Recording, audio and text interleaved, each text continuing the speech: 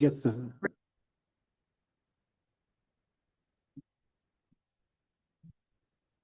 We call to order the meeting of the Woodland Park Planning Commission. It's Thursday, June 11th, 2026 at 6:30 p.m.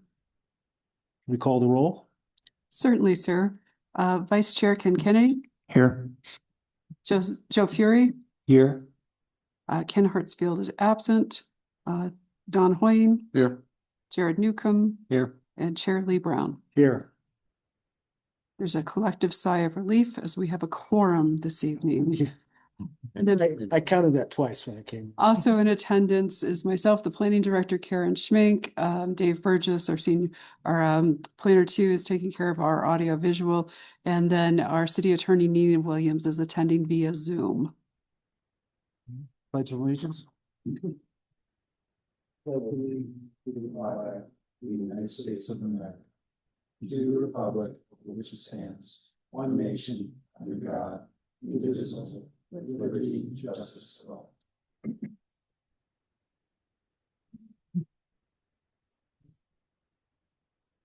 Okay, next item on the agenda is the minutes. Looking first at May 14th, 2026. Have any comments, corrections, discussion, or a motion? No motion. No comments. I'd like to make a motion, Chair, to approve the minutes for May 14th Planning Commission meeting as submitted. I'll second. Get the motion a second. Okay. All in favor? Aye. Right, and with respect to the May 28th, 2026 minutes.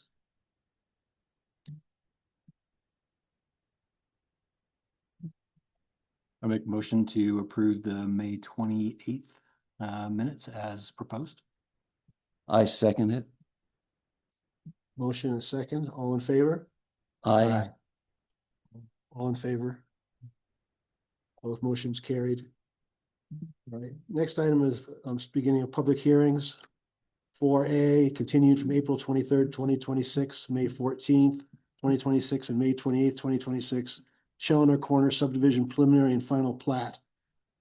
Number A26-0045. This staff has a presentation. I do. Bear with me just a minute while I pull it up.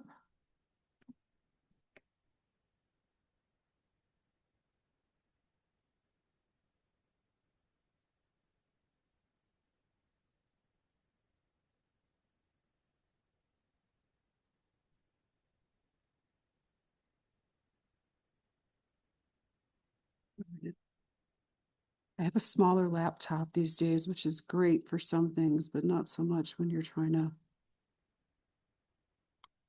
do this stuff.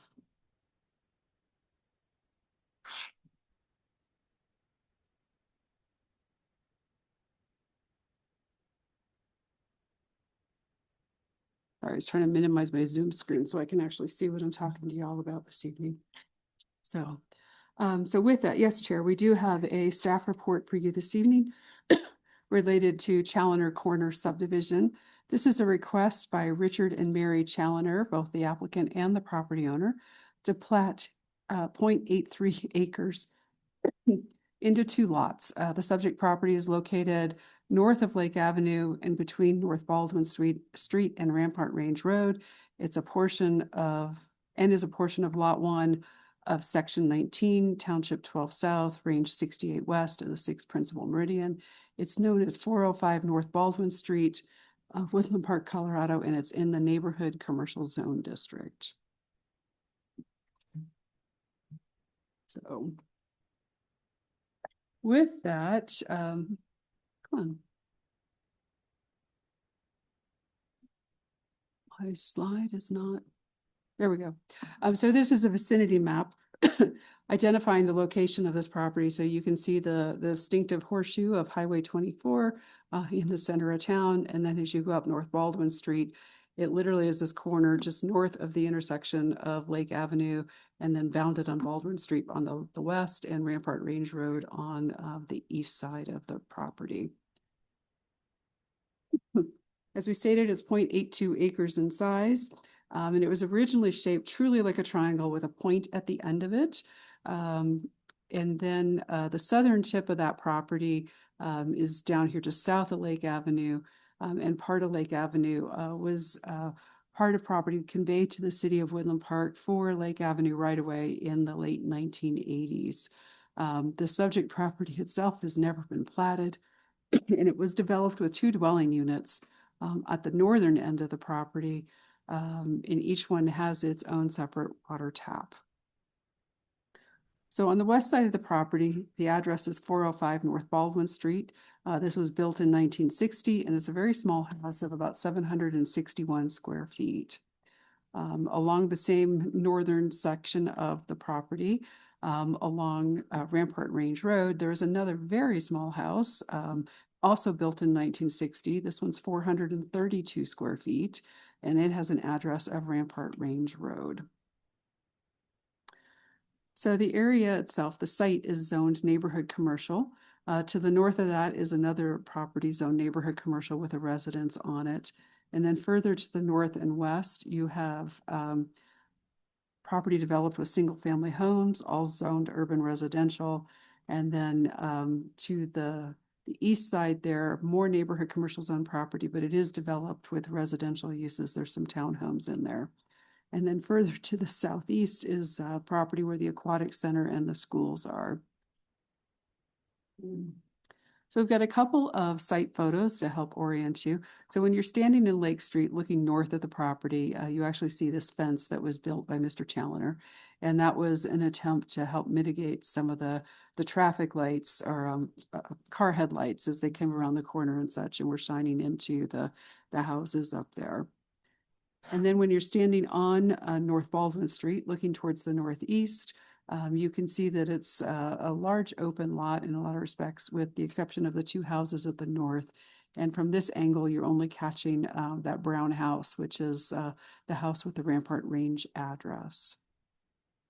And then when you stand on Rampart Range Road and look to the northwest, you can see the edge of the fence from the first photo here on the left side of the picture. And you can look up into the property and you can see the brown house with the Rampart Range Road address. And then just over to the left is the other house with the Baldwin Street address. So again, the proposal is to plat this 0.83 acres into 2 lots so that each house is on its own platted lot. Lot 1 with the Baldwin Street address would be 0.25 acres. And then the balance of the property would land in Lot 2 and be 0.57 acres. As part of this, there is another little piece of right-of-way that would be dedicated to the city. So it's the southern end of this property, since you can see where it still overlaps into the actual asphalt of the road. And then the right-of-way line is further north there. So that's where this piece comes from, and it's 68.37 square feet. So just a small little tip to clean things up. This did get referred to all of our usual referral agencies. We did get a couple of comments back. Core focused their review on existing facilities, utility easements, electric loading in the area, and service requirements.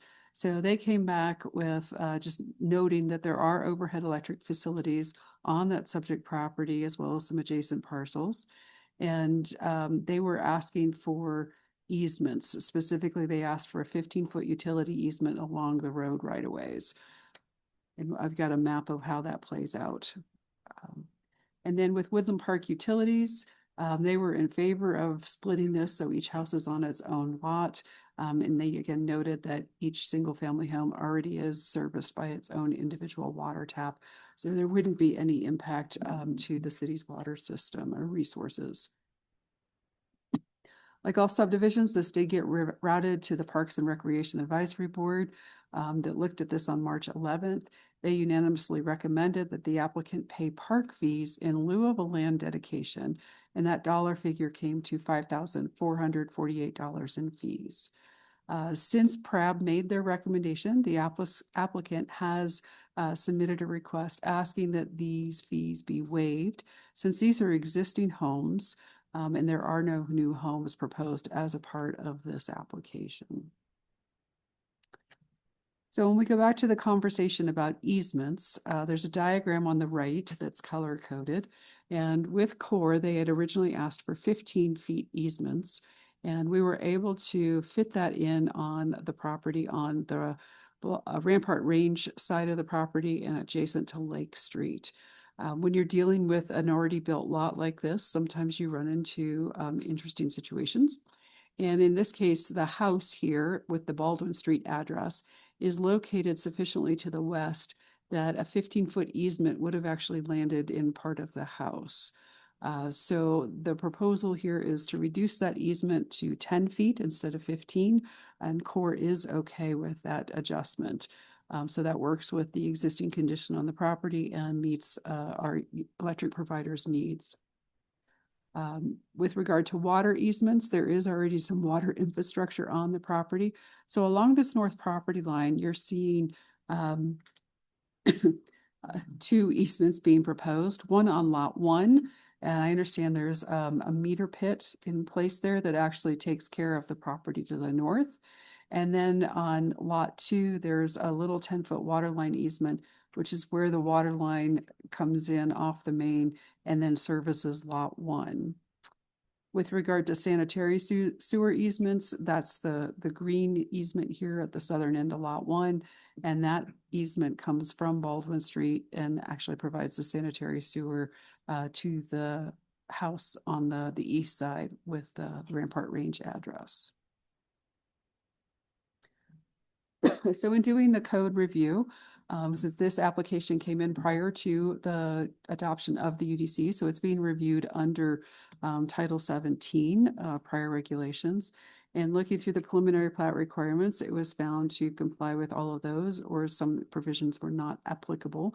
There was a detailed analysis in your staff report. And then with regard to the final plat, a similar kind of situation where it was found to be in compliance with the criteria or the criteria was not applicable to this particular situation. And then the only other item to note again is just the park capital fees in lieu of land dedication, that the applicant's asking for those to be waived. So we did all of our correct notifications. Property owners within 150 feet were mailed a letter notifying of this application. Sign was posted on the property. My team was very diligent about nursing those along since they've been out there for so long and actually updating them to reflect our various continuances and such. And then it, of course, ran in the Pikes Peak Courier. We did receive 2 separate comments from the same property owner that is located immediately to the north. Those comments were included in this most recent packet for your ability to, so you were able to review them. And they were also shared with the applicant's surveyor. So if you get specific issues or concerns, Mr. Simonson is here and can address those, but he did go back and double check who's who and what's what, since there was some question about property lines, and can verify that that's all in good order. So at this point, the conclusion or staff recommendation is for the Planning Commission to recommend City Council approve Challoner Corner subdivision preliminary and final plat with a couple of conditions. The first is that prior to conveyance of any proposed lot, the final plat must be recorded at the Teller County Clerk and Recorder's Office. 2, the applicant must resubmit the preliminary and final plat, correcting any red line comments from Woodland Park Planning Department. And then 3, based on PRAB's recommendation, the applicant pay the Park and Recreation fee of $5,448. So that's the presentation I have for you. Any questions?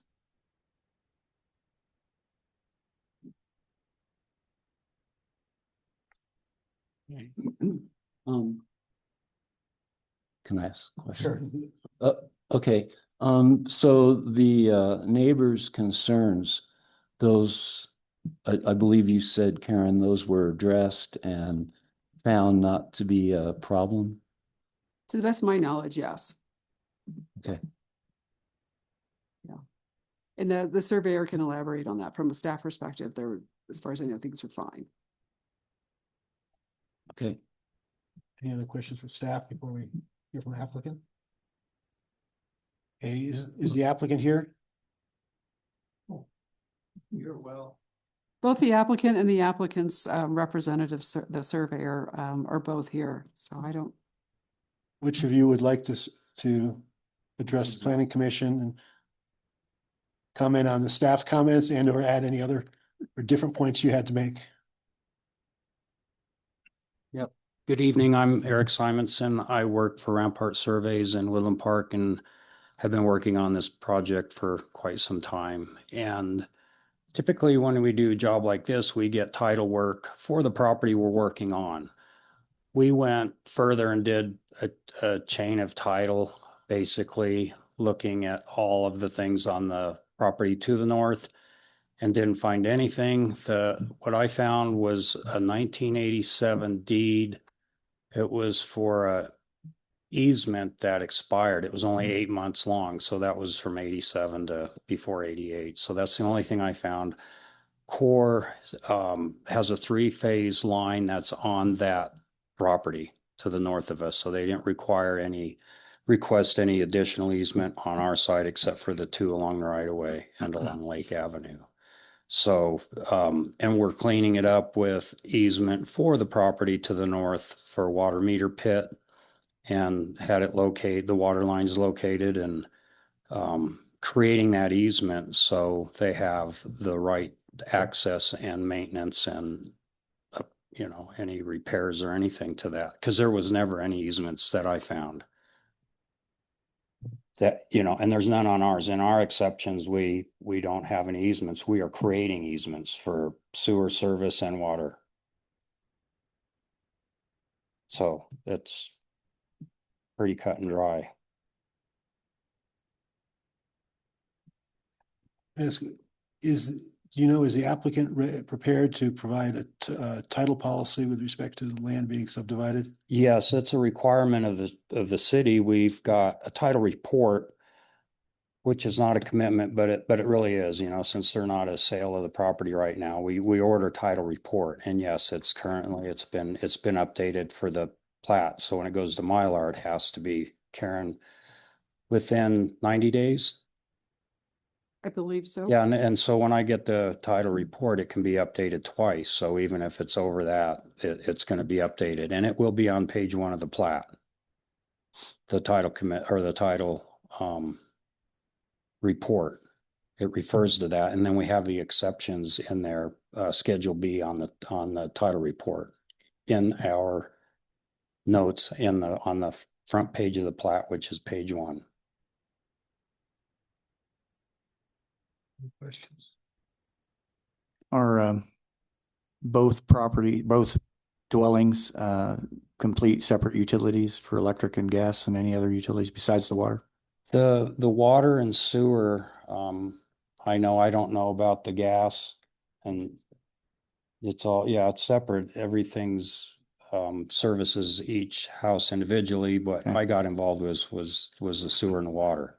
So we had underground solutions located and that's where we figured out we needed easements that were burdening the properties benefiting the lot 1 and 2. And we started with 3 lots and there was not a water tap available. So that's why it's 2 lots.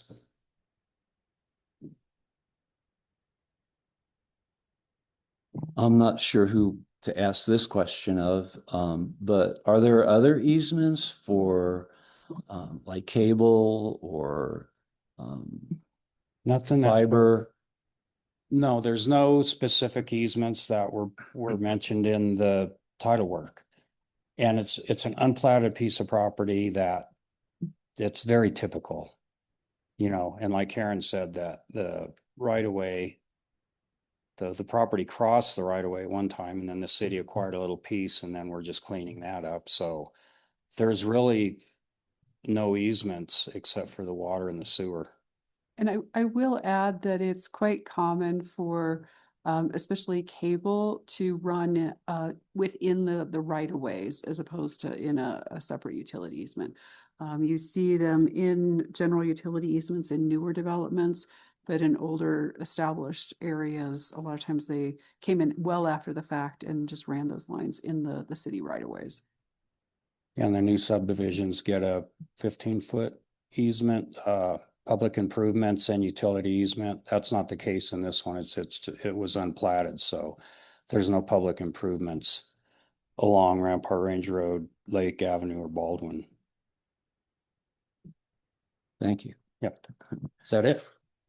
Any more There's questions? reference made to overhead utility lines. Is there some matter where they'll ever be put underground? You know, if it was a new development, the requirement is that it be installed underground. But since this development predates our regulations, they're all overhead. And I'm not recalling a requirement that just because you're platting an unplatted area that's already been developed, that then triggers undergrounding that. And again, the area where and it's tricky since it does impact the property to the north. And as Mr. Simonson was saying, the core electric line actually runs on the property to the north and not on the subject property that you're talking about. Yeah, they say that's a prescriptive easement, so they didn't require us to make any additional easements besides the fronts. And I think if they do any upgrading and use those 15-foot, 10-foot easements, they will go underground. I mean, that's their goal, but that 3-phase line is above ground, and the service lines come off of that to service 405, Baldwin, and 404. I'm sorry, the Baldwin and the Rampart Range house have service lines off that 3-phase, and those don't require easements because it goes to a private weatherhead on the house, on each house separately. Sure. And they didn't ask for easement for that. I take it meets the smaller lot, meets the minimum lot standards for this neighborhood commercial. Yes. Was somebody further for the applicant, is it Mr. Challoner? Yeah. Did you wish to speak to, or you don't have to, but and if you would, could you step to the lectern and give your name? You done with me? Looks like it, at least for the I'm moment. right here if you need any more questions. Thank you. Thank you.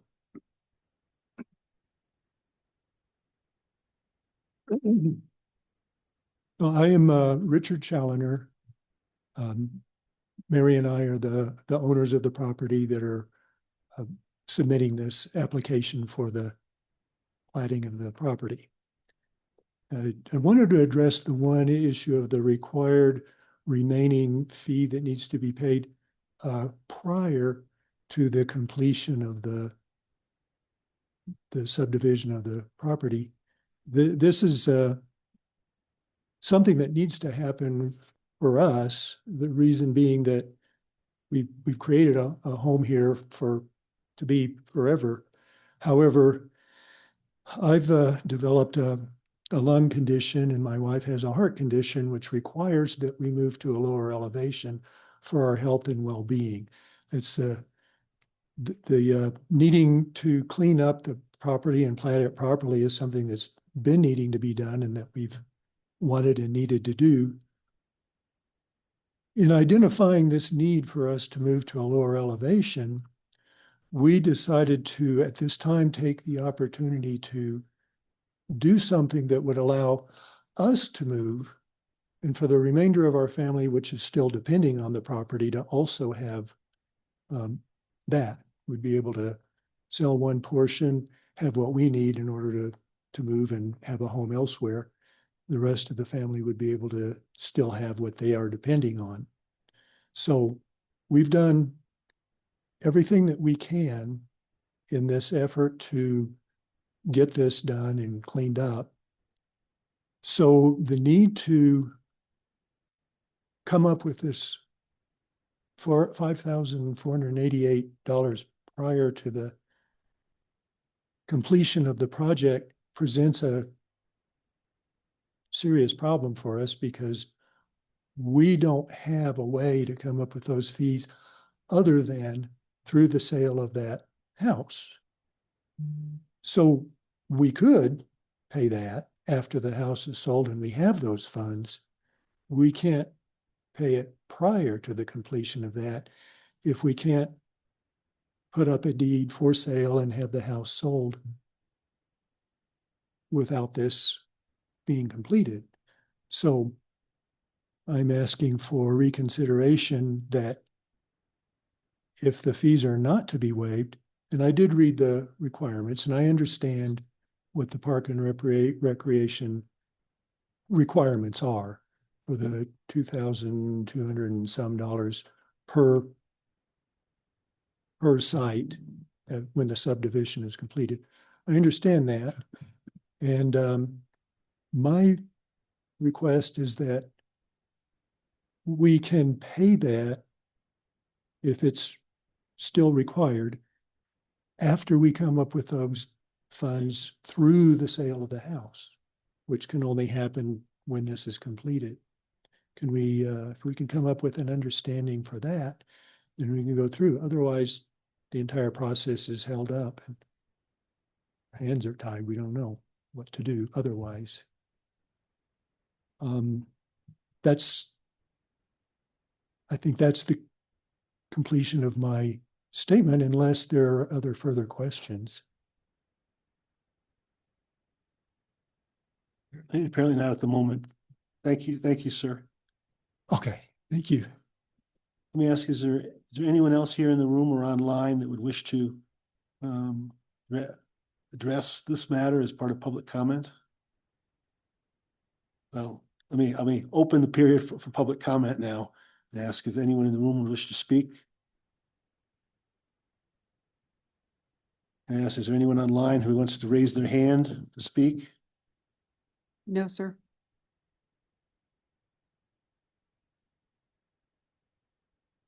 There being no one, I'll close public comment then. No need for applicant to address the public comment because there was none. Let's look to the commission for comments or discussion.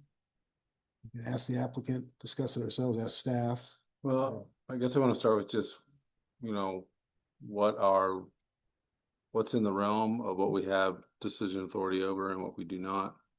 I'm not aware that we have a way to approve a deferred payment.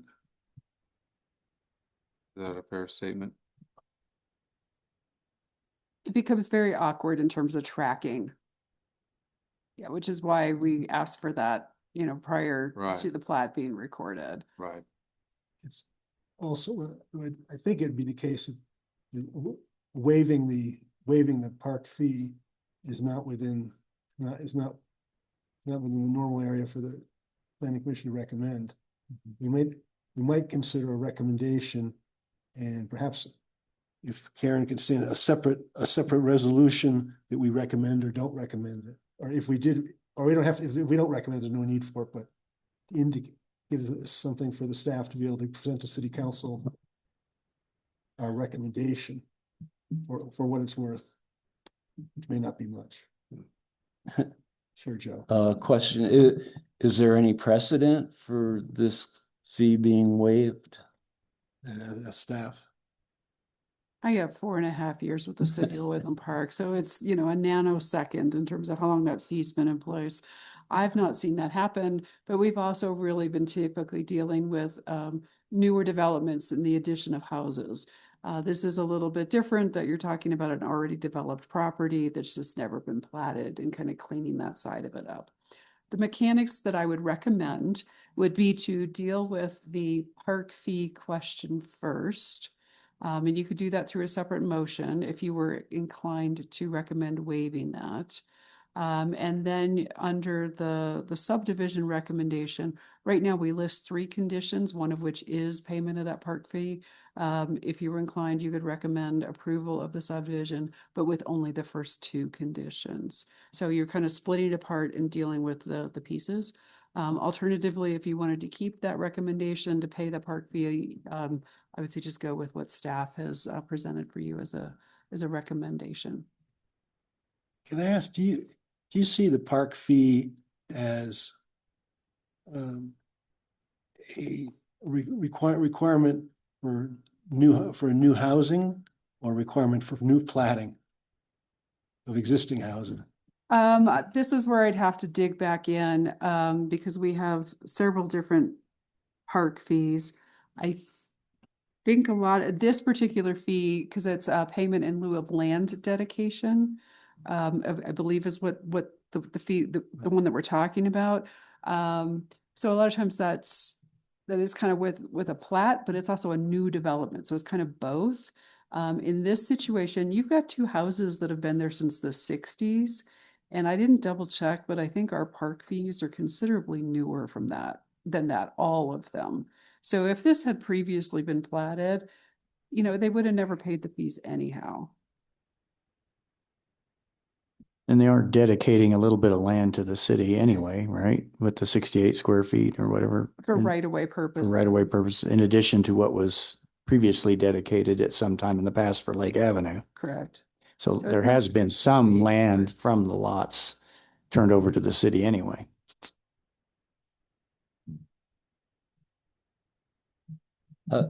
I'd like to explore waiving that fee because, as was just said, the property owner's not adding any houses. Those houses have been there for decades. To me, it seems like the part of the intent of the fee is for new developments where people are being added to the load on Parks and Rec. And that's not the case in this situation. So I'd be inclined to try and support waiving that fee in this case. Karen's mechanics meant that we can address this and close this one way or another and then move on to separately to the subdivision Mhm. itself.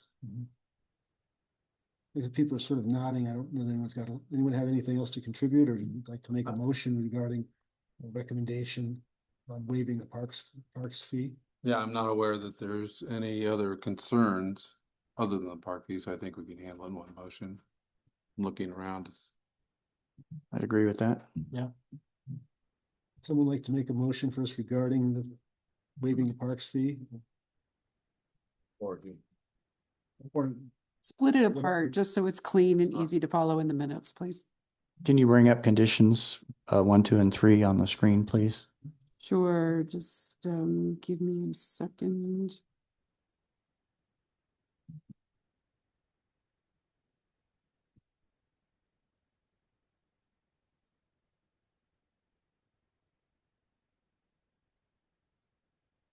I'd like to make a motion that the planning commission recommended the city council that the conditions with the replatting or the platting of this lot into 2 lots, condition 3, where the applicant is to pay a total of $5,448 of park fees in lieu of land dedication prior to recording the final plat, that be waived, though we recommend that it be waived, considered to be waived.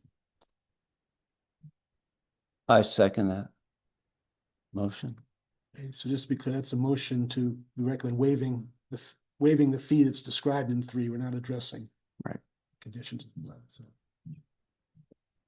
Karen, is that? I think that's reasonably clear.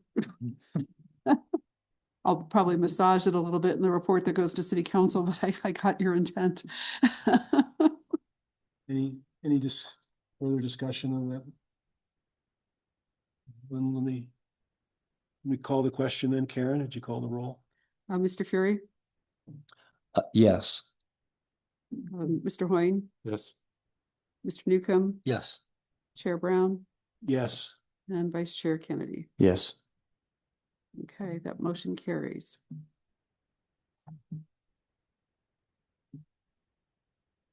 All right, now moving on to the main subject. The staff recommendation is still on the board. Given the mechanics Karen suggested and we've seemed to be adopting. I think the planning commission now recommends, as indicated above, with items 1 and 2 below it, but item 3 deleted. I could say that's correct. That's how I see it. Yep. Any discussion on the substance of the plat?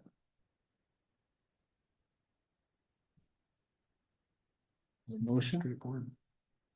I'll move to recommend approval of the Challenger Corner subdivision preliminary and final plat A 26-0045, subject to the 2 conditions listed. Conditions 1 and 2. Conditions 1 and 2, thank you. I'll second. It was Mr. Newcomb for a second. I'll second. No, Mr. Newcomb seconded. You beat you to it. Okay. Beach. There being no further discussion, apparently, we call the roll. Sure. Mr. Hoyne, Yes. Mr. Newcomb, Yes.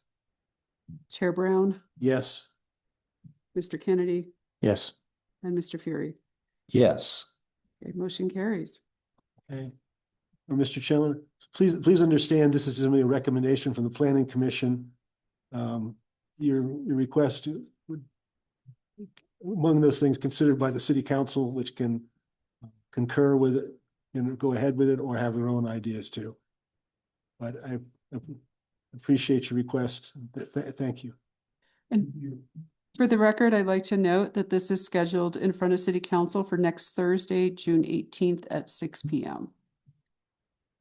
This application.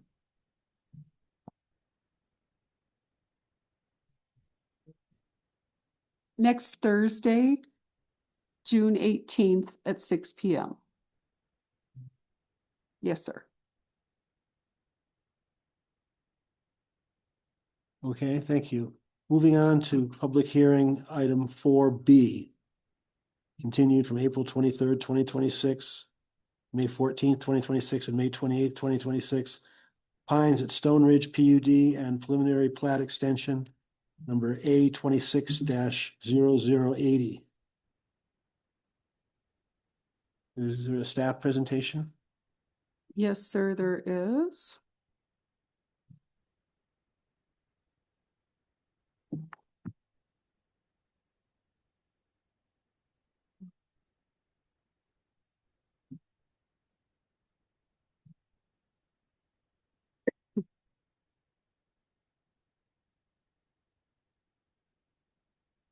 So as announced by the chair, this is the development's known as the Pines at Stone Ridge PUD. And it's an extension request of the PUD and the preliminary plat. It's requested by the applicant Craig O'Boyle and then the property owner Go Beyond LLC. The request is for a 2-year extension of the previously approved PUD and preliminary plat. This is a project for 49 townhomes and 20 patio homes on 9.01 acres. It's located southeast of Ridgestone Drive and Research Drive. Again, it's own PUD. It's currently legally described as tracts A and F of the Stone Ridge subdivision here in Woodland Park. So this particular application was submitted after our Unified Development Code went into effect on March 23rd. So this is being reviewed under the provisions of our new UDC. Within the UDC, it's section 6.05.070 that addresses extensions. So the initial approval, and you may recall that previously preliminary plats were initially approved for 1 year or 2 years, and then they would get a 1-year extension. And PUDs were 2-year extensions, 2-year approval, 2-year extensions. So that made things a little awkward sometimes. With the change to the UDC, we went so that everything's an initial approval of 2 years and it's just straight 2-year extensions. So that's part of what we're talking about here this evening. So that initial approval expires after 2 years. Subsequent extensions are for 2-year periods under the UDC. The first one is reviewed and decided at a staff level. The second extension request is reviewed and decided by Planning Commission. If for some reason there is a request for a third extension, that goes through Planning Commission for a recommendation, and it's ultimately decided by City Council. So since this project's already had the net effect of a 2-year extension, this request is being brought to the Planning Commission for your consideration and decision this evening. So as we noted, the subject property is here at the southeast corner of Research Drive and Ridgestone Drive in the Stone Ridge subdivision area. Here on this particular slide, Highway 67 is the vertical line here, kind of in the middle of the slide. And then off Research, you get into this dark area, which is the subject property. It's currently 2 tracks, and Tract A was originally designed or targeted for 58 apartment units, and Tract F was for 19 patio homes. And that would have been a total of 77 dwelling units on this 9.01 or 02 acres of land. The current property owner and applicant did a pretty substantial redesign and a PUD amendment to reflect that design, as well as the preliminary plat, which was approved on April 14th of 2022. That's an integrated design where, rather than having apartments on one side and patio homes on the other side, they're now intertwined, and it's a combination of patio homes and townhomes. And they did reduce the density. So rather than 77 dwelling units, they're now down to 69 dwelling units. There's 2 entrances from Ridgestone Drive. There's an internal looped road, and there's now a larger open space. It's a larger central area, and there's several smaller areas and trail connections as part of this proposal. That first 2-year extension was granted in 2024. Now, 2 years later in 2026, we're looking and asking for an extension that would take us through to 2028. So this is a diagram that shows the preliminary plat. North is to the left on this particular slide. And so on the southern or the bottom side here, this is where Ridgestone Drive is. Research Drive here is on the left of the screen. So there's the 2 entrance points here into the project. The road loops around here in the center. There is a larger open space here in this particular corner. And then there is some other open space areas interspersed here between the groupings of townhomes and patio homes. So this is a more detailed outline of the history of this project, with the PUD amendment and preliminary plat having been approved in April of 2022. In January of 24, a grading and infrastructure DDP was issued, and those expire, and that one did expire in 2026 due to no activity. So at this point, the applicant needs to resubmit and obtain those zoning development permits before beginning work. As I noted previously, April of 2024, council approved the PUD extension for 2 years. And at that time, it was a 1-year extension of the preliminary plat. A year later, Planning Commission approved that extension of the preliminary plat. Now with the Unified Development Code in effect, all extensions are for 2 years. So again, this application came in right after the UDC was adopted. So that's why we're reviewing it under our new code. As a standard practice, this was referred out to our various agencies for feedback, any issues or concerns with the extension. There were no comments received, so there's no concerns there to be addressed. And this is where I get to geek out a little bit as the planning director. This is so exciting for me. We have definitive criteria for evaluating this request. So these are our criteria. So has the request been the request for the extension, was it filed prior to the expiration date?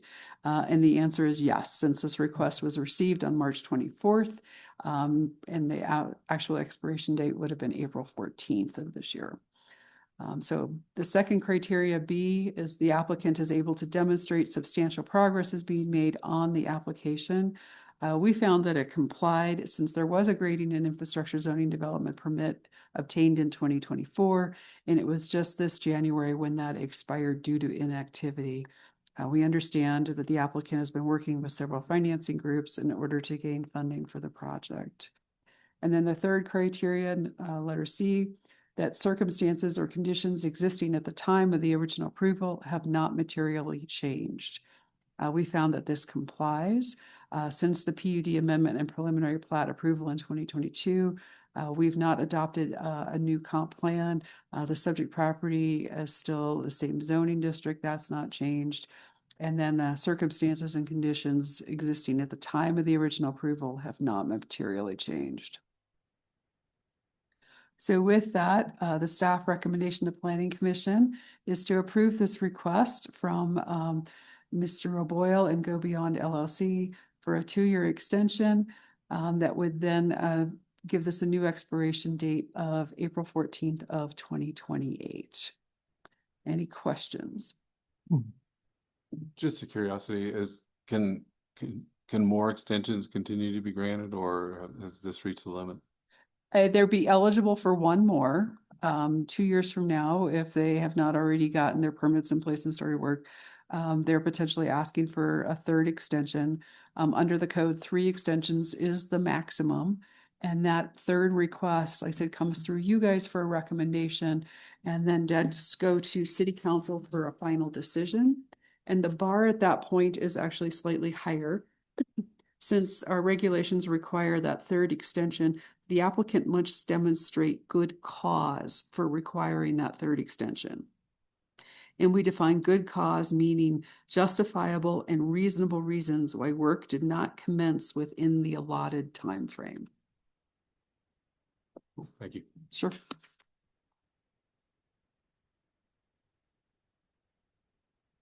Apparently being no other urgent need for questions, let me ask the applicants here and would like to address the application.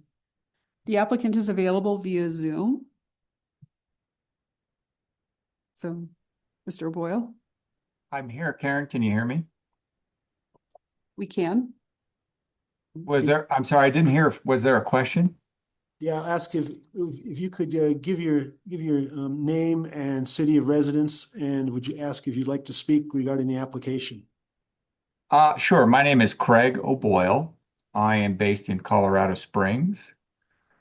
I don't have anything specifically to add other than what Karen already laid out, but I'm happy to answer any questions that anybody may have. Other questions from the commission?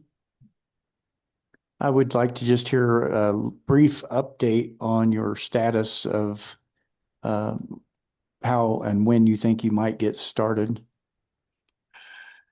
Yeah, so the challenge is continued. I mean, when we initially started the project, it was in the years of 2020 and 2021 when things were flying pretty fast and furious. Our approval came through, I think, April of 2022, when effectively the development world was thrown on its head as interest rates drastically changed. From that point, we continued forward with our finalization of our development plan, and that went through several rounds with planning and the various other interested parties. And it took to get the actual DP approved, took almost the first 2 years. Like, we almost had to do the extension at the same time we got our approval, which I think was January of 2024. So we then did our extension for the first time in 2024 with the idea that since then, optimism was that maybe with an administration change, things were going to change in the climate of the development world. They have not substantially changed.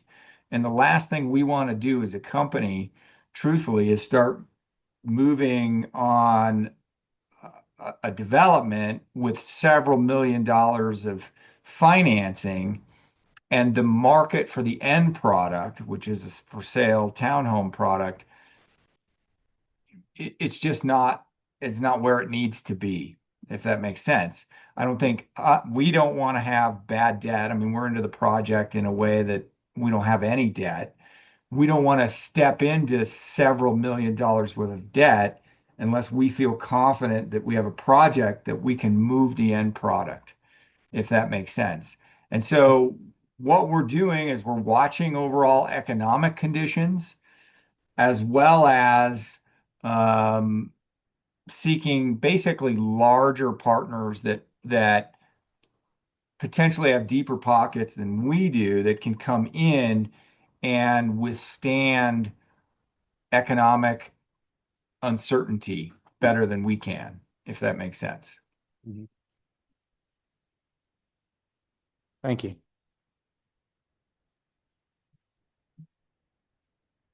Other questions? Yeah, I have a question. What, in the event of a fire evacuation, where would the people who live here in the future, when it's built out, where would they enter Highway 67? The larger layout for the subdivision, this particular property, the two entrances go onto Ridgestone Drive. And then the closest, I think is Research, the closest cross street is Research Drive to then connect to Highway 67. Okay. That would be the closest, but they could also go south, exiting the other side of Stone Ridge onto 67. Okay, which is now an even better option with the expansion of 67 at Stone Ridge. Yeah. Okay, so just recognizing something has changed, and that's possibly better, more lanes for evacuation on 67, where these people would be entering 67. Thank you. Sure. Okay, there appearing to be no more questions for the moment. Let me open this matter for public comment. There's someone here in the room who'd like to speak. If you could come to the lectern and give us your name and city. My name is Michael Sand. I live here in Woodland Park in Stone Ridge Village. And I wanted to take a moment to share with the board that as a resident, I'm vehemently opposed to this development. I believe, I know it's already been approved, but it'll bring in excessive traffic and create a bottleneck from a safety standpoint at 67 in Research. But furthermore, if we step back 4 or 5 years, our HOA, our development through Dana Duncan was just turned over to a resident-run HOA in April of 25. And we came to learn that under the presidency of Dana Duncan, the developer and the president of the HOA, over $250,000 of HO funds were missing. And his assistant, Lori Matilla, has been charged, arrested, and is facing trial in Teller County this month. Our board is taking civil action against Dana Duncan for gross fiduciary neglect and not representing the HOA. So my deep concern as a member of the neighborhood was not only what's happened for this development, but at the time that it was approved, that our HOA president, Dana Duncan, and the developer of Stone Ridge Village was not representing the HOA, not representing the residents, and is facing civil action by the current board of our HOA. I'm not sure if you're aware of that.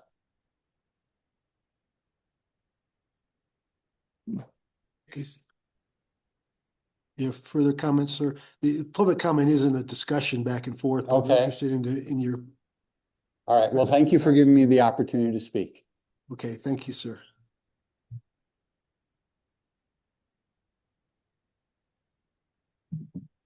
Anyone else in the room who should like to speak on this matter? Can I ask anyone who's online to raise their hand if they wish to speak online? There's no one online, sir. Okay, that being the case, I'll close the public comment. And as asked, is the applicant still online, Mr. O'Boyle? Yes, sir, I am. Do you wish to comment regarding the public comment? You don't have to, but do you wish to? Yeah, I can. I'm not aware or party to anything in the HOA. This development doesn't have anything to do with Dana Duncan. He was never part of this when it was going through the process. And he's not involved in the ownership of this at all. So I don't think that has an effect on us. You know, with regards to traffic, I mean, we did do comprehensive traffic studies. When we initially got it approved, most of the residents were, I think, pretty excited that we were going away from apartment complex and townhomes to just townhome where everybody's an owner.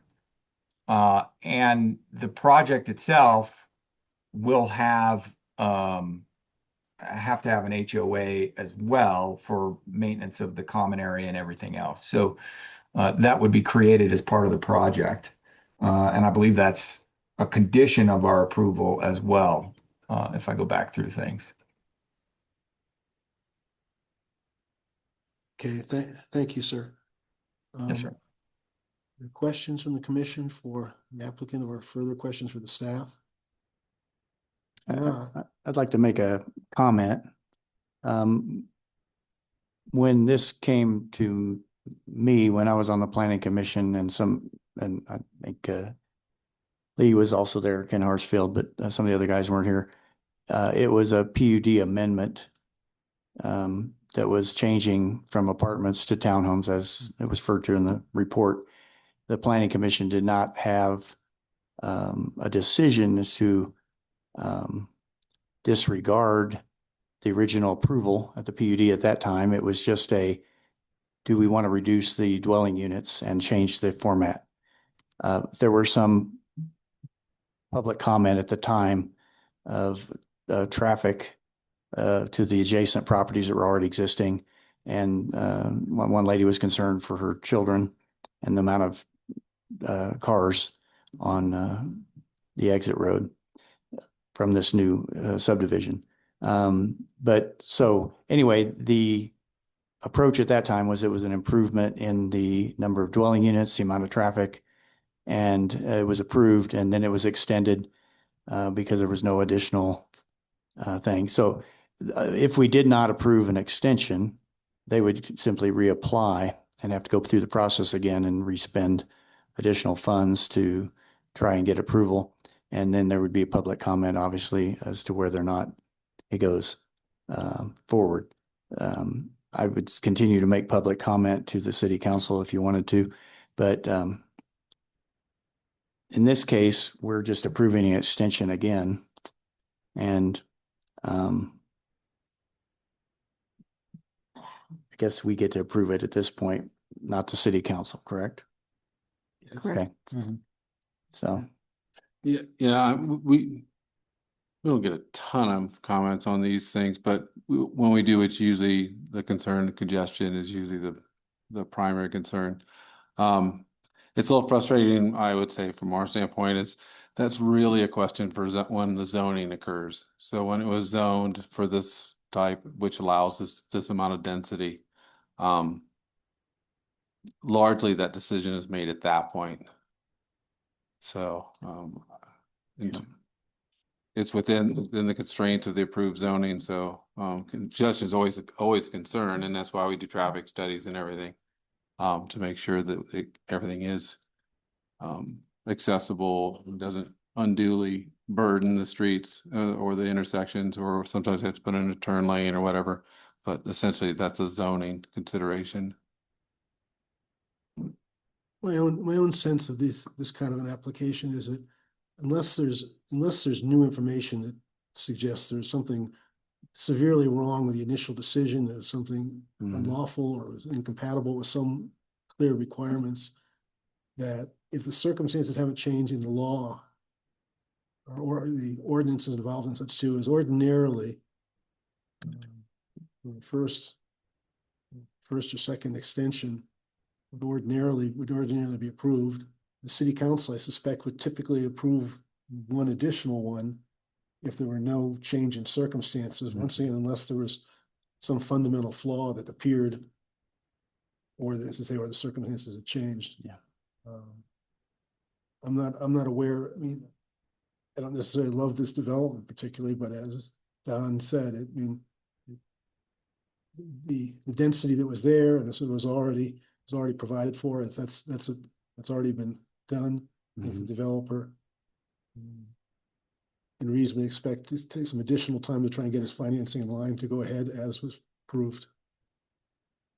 So I would be inclined to support the additional extension as requested.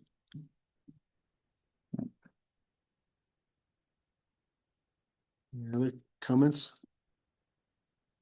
All right, Karen, would you like to put the recommended language on the screen? Certainly.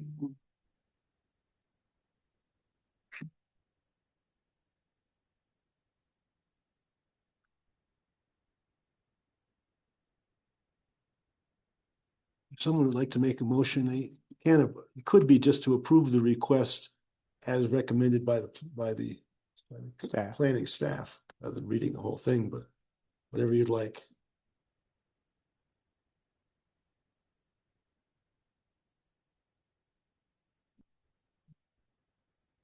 I'll make a motion that we approve the request for for the extension of Pines at Stone Ridge PUD, preliminary plat extension A 260080 as recommended by the staff. Second, I second. Karen, is that what you need? I think so. I would just like to clarify that it is an extension of the preliminary plat and the PUD is, yeah, PUD and preliminary plat extension. yes. I think it was referenced. It was referenced as a staff recommendation, I think, was in. Yeah. Oh, and for our minute taker, it was Mr. Hoyne for the motion and Mr. Fury for the second. Any further discussion? Karen, we'll call the question. Mr. Hoyne, Yes. Mr. Newcomb, Yes. Chair Brown, Yes. Ken Kennedy, Yes. and Mr. Fury. Yes. Motion carries. I trust you heard that, Mr. O'Boyle. Yes, sir, I did. Thank you. Thank you. Good night. Okay. Moving on to public hearing 4C, continued from May 14th and May 28th, the Haven at Paradise filing number 2, A26-0058. We have a staff presentation on the request. Certainly. Give me just a minute here.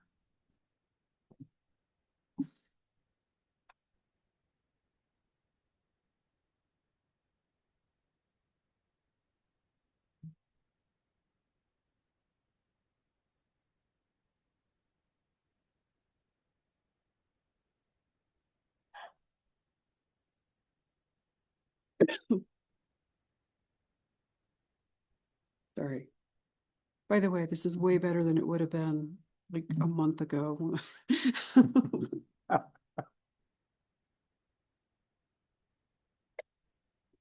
Would not have made it through even the first presentation.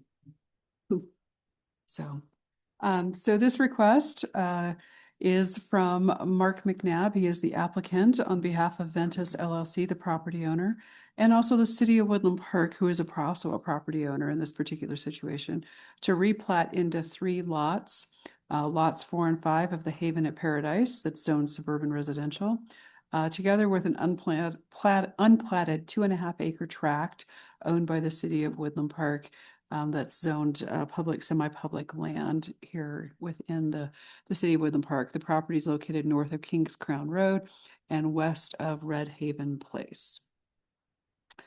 So to that end, the property is here over on the southeast side of the city of Woodland Park, you know, up in those lovely forested hills. So this development goes back quite a ways. That in 2005, there was a Top of Paradise master plan that was approved, and that has since been renewed a couple of times and is now valid through August of 2030. This particular subdivision, known as the Haven at Paradise, the preliminary plat was approved in 2019. There was an extension in 2021. Another extension in 2022 of the preliminary plat. And then it was finally in March of 2023 when the final plat was approved. It was after that approval and the plat's recorded, and it ends up in the assessor's office where they are inputting this all into their mapping system, that they identified there was an overlap of land. Specifically, the red box here is the parcel owned by the city of Woodland Park. And that acreage was actually transferred to the city from the Paradise developer in 1984. So that had been sitting there for quite a while, well in advance of the master plan being done in 2005. And then so you fast forward to 2023 when the Haven at Paradise plat was approved. It's these lots 4 and 5 of that subdivision here outlined in yellow that conflict. And so you've got this roughly 12,000 plus square foot conflict or overlap between both parcels. And this is wanted to give you another illustration of what that looks like. So on the left is a blow up of that area of the plat with lots 4 and 5, and then the city's unplatted piece that we obtained in 1984. And then on the right side, you've got the master plan for the Top of Paradise. Oops, sorry about that. Hit the wrong key. And so in this master plan, it's down here where my cursor is. You can see this cul-de-sac comes up. The 2 lots in question are immediately here. And then in a future development, this area that's actually owned by the city is shown as part of open space. Was part of the plan that was originally approved in 2005. So even in their master plan, it wasn't caught that there was another landowner there. So this error or oversight has been looked at several times over the years, and it really wasn't until after the Haven at Paradise plat was recorded that it was identified as an issue.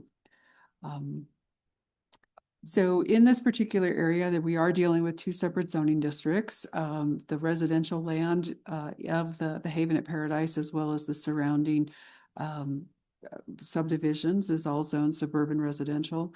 And then the city-owned property is zoned public, semi-public lands. And then there's a couple other parcels here in the area that are also sharing that public, semi-public zoning that are owned by the city. We recognize in hindsight that probably should have dealt with getting the zoning cleaned up concurrently with this. But I'm very comfortable coming back in with a subsequent application once we know where the boundary line needs to go and getting that zoning cleaned up, because it really would be truly just a cleanup item to get the zoning to not split a lot and definitively reflect the boundary lines of the various parcels. So again, the objective of this application is to correct the 12,853 square foot of overlap between the landowners. The preliminary and final plat for lots 4 and 5, along with the city-owned 2.25 acre parcel, is part of what we're talking about here this evening. Lots 4 and 5 They're now going to be known as Lot 1 and 2 of filing number 2. The applicant has asked to keep their original configuration. So that is what you see in the request in front of you. And so the city is the one who ends up losing land in this particular proposal. In the original proposed plat, it's identified as Lot 3 for the city's parcel. We since thought about this, thanks to some input from a community member, that since this is a city-owned tract or parcel and not to be a residential lot, it would best be relabeled as Tract A. So we're at a staff level, we're very comfortable with that proposed update. And then the other thing that's kind of interesting to me is this parcel that the city was granted in 1984.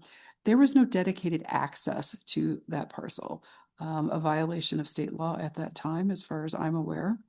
And the good news is that the city-owned parcel did actually abut other pieces that were owned by the city. So in theory, the city could get to that parcel. As part of this particular plat proposal, the city's parcel will still not have frontage on a street, but between the two lots here in the first filing of the Haven at Paradise, there is a 30-foot wide general utility easement through there that the proposal is to expand the use of that easement. So it's now a general utility easement and ingress egress easement for the benefit of the city's tract, so that you do end up with clear dedicated access into that particular property. And then, like I noted, we do need to get the zoning cleaned up at a subsequent application. This was referred to our usual city and external agencies for review and comment. Woodland Park Utilities is definitely in favor of this proposed plat. And then CORE was also comfortable with what's being proposed. In evaluating the criteria, for the preliminary plat, things where it either complies or it is not applicable. One item that we did identify is that applications for proposed variances from the subdivision regulation is something that is part of what's considered. This is technically, since there is no frontage for that Lot 3 or Tract A, that's in need of a variance, or in this case, we're asking for it to be rectified or addressed through that dedicated 30-foot wide ingress egress easement. And then with regard to the final plat, also a situation where this complies or the criteria was not applicable. And then with regard to lots, again, noting that we want to relabel the one Lot 3 to Tract A, and that easement should take care of any other concerns with that. This particular application, PRAB, I'm sorry. Parks and Recreation Advisory Board reviewed this application back on May 13th. They came back to us and said that they had no concerns with this proposal. However, they are concerned about future filings and protecting access to the Forest Service lands. So when you look at the master plan, again, our subject lots are here at the end of this cul-de-sac. The original master plan talks about this area being open space, which then actually touches Forest Service land, which is this parcel here to the north. There is, like I said, city-owned property in here, and been talking to the landowner about his future development and what does this look like, and making sure that we do maintain access to Forest Service land.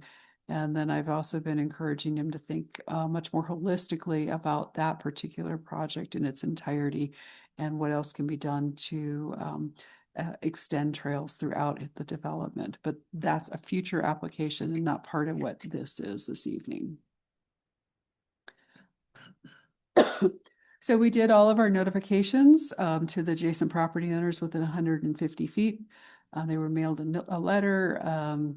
We had things posted in the Pikes Peak Courier as required, and then signs on the site, which, similar to our other applications, because of the continuances, we've done our best to keep them up to date with regard to meeting date and times. So with that, the staff recommendation is for Planning Commission to recommend City Council approve the preliminary and final plat here for the Haven at Paradise filing number 2, with the following conditions. That prior to the conveyance of any lot, the final plat must be recorded in the Teller County Clerk and Recorder's Office. Number 2, the applicant must resubmit the preliminary and final plat documents, correcting any red line comments from Woodland Park Planning Department, and specifically that Lot 3 must be relabeled as Tract A. Condition 3, the property owner and applicant must work with the City of Woodland Park on the next filing of the Haven at Paradise to dedicate an amount of open space equal to or more than the land area lost in the Haven at Paradise filing number 2 plat. And then the last one, condition 4, is that the owners of the new lots 1 and 2 of the Haven at Paradise filing number 2 subdivision must consent to the zone change so that the entirety of both lots will be zoned suburban residential. Questions? Karen, is access to the city-owned Tract A, is that for public access? You know, that's not the way it is worded at the moment. It was just listed as ingress egress for the benefit of that lot. Huh. It is definitely owned by the city. I don't know what the larger plan is around. Is it truly for public use or is it for more municipal utility use? That is not clear at the moment. And like I said, there are other parcels to the south of that tract here on the screen, these 2 here that are owned by the city. So there is the potential that all this will be truly city connections up to the Forest Service. So is there any ordinance that you're aware of in general that if it's city property, that means the public can go onto it unless, you know, there are signs or fences or? I'm not aware of anything in municipal code. There are instances where, you know, city-owned property, we're like any other landowner, where we have rights and ability to regulate access and use to the property. So like I said, I'm not aware of like a blanket, it's owned by the city, therefore anybody can use it kind of thing in our charter or regs. Okay, thank you. Sure. Joe, the latter part of your question is that city-owned property. The easement isn't city-owned property. The property would be owned by lots 1 and 2. And it's an easement. I think Karen is right. It's unclear, but it's unclear to the direction of no, you can't use it except to support the utility easement. Easements are narrowly construed, even if it allowed one, just simply the access to lot 3 would be narrowly read. It wouldn't say lot 3 and beyond to other places, like further licenses. Basically, I read it as giving essentially no more rights than just saying it's a utility easement. I mean, I think it's misleading. Other places in the city, there have been language more along the lines of for public trail and recreational purposes to lot 3 and beyond, for instance, if that's what it was supposed to be. And it seems like that's why it's worded that way, is to give the impression that it's available. People that don't live in lots 1 and 2 have access. Karen, can you walk us through maybe a little more detail on the 2 skinny lots right below lot 3/Tract A? Those are city owned? They're owned by the City of Woodland Park, yes. So would that not constitute public access to that tract? The issue is that this parcel, the square that's owned by the city, the fact that it was ever split off as a distinct parcel And there's no acknowledgement of access to that parcel is just astounding to me that that was done at that time. So it's essentially a landlocked parcel.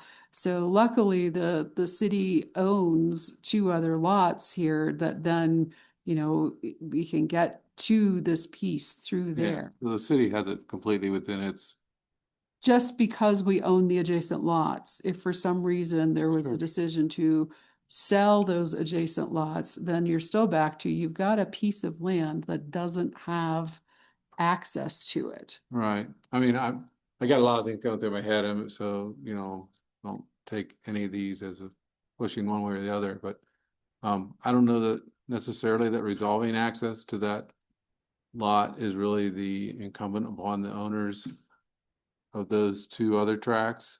The city could either create access to it and or put a condition on those lots that, you know, that anything, if they were to sell it, that it would have to allow access to that tract. I mean, the city can solve this problem itself, is what I'm But within the thinking. scope of the application and what's in front of you, this is Fair how enough. we're addressing it, because you've got Okay. a piece of land that doesn't have access. Okay. And so we Okay. weren't bringing in other unnecessary pieces. Okay. So that's part of why you see what you do. Okay, could I ask if it was alternatively considered, I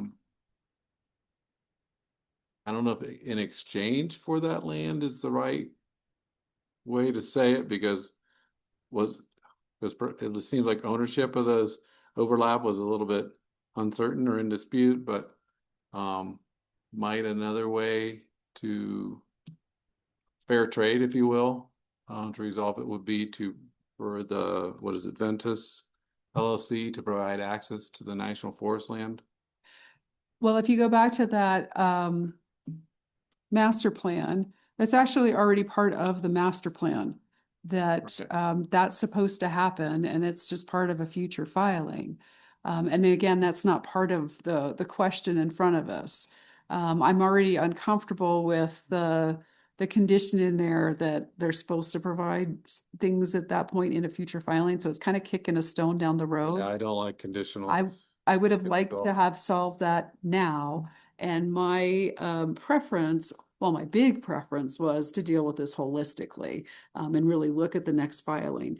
But I don't blame the developer and the applicant for wanting full use of those lots that are encumbered by this overlap to be able to get clear title and build on them and such. So that narrows the scope of what we're talking about. So my next preference would have been to actually split that 12,000 plus or minus square foot of land area just between the landowners. So especially since there's, I think, fault on both sides for a very long time as to why this wasn't caught, you know, whether in the 80s, the 90s, the early 2000s when the master plan was approved.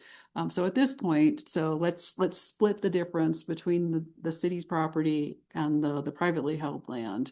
Because the lots are big enough, they're still buildable, even if that boundary was adjusted, that we just divide between the two of them. But the applicant was not interested in that. He wanted to bring forward to you what was originally approved as part of the Haven subdivision plat. So that's why you have what you do in front of you. Can I suggest we hear from the applicant and we can continue questions then? Yes, please. Is a representative from the applicant here? Give your name and city of residence.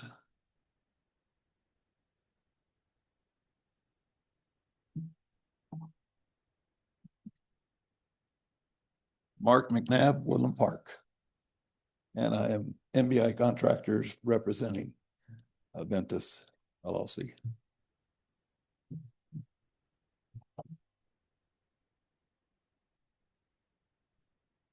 So to address the easement between lot, what is now 4 and 5, that is a main city water line going through there up to into the other lot 3. And so as my understanding, we would be giving a complete utility easement access right away. Until tonight, that was my understanding. That's the extent of it. In our conversations we had, we felt like that by giving up open space that we own, or the Ventus owns, that we would be giving up considerably more square footage to give right away to national forests than what's being given back to us. The other thing is, everybody's human all the way back to 1970s. And so it's obviously this is a rare situation where this wasn't caught back when, but the developer that owns it now bought it with good faith that it was represented. And then the city approved it as it was drawn. And so then, of course, the tax assessor's office found a situation. So we're open to work as much as possible with the city on this. And so we would be giving up more footage from lot 3 up to national forest than what the city's giving back to us on the newly discovered crossover.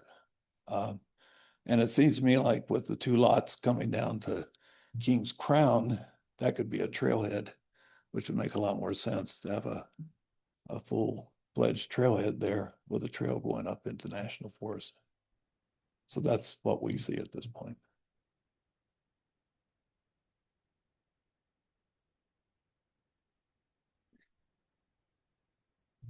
Questions?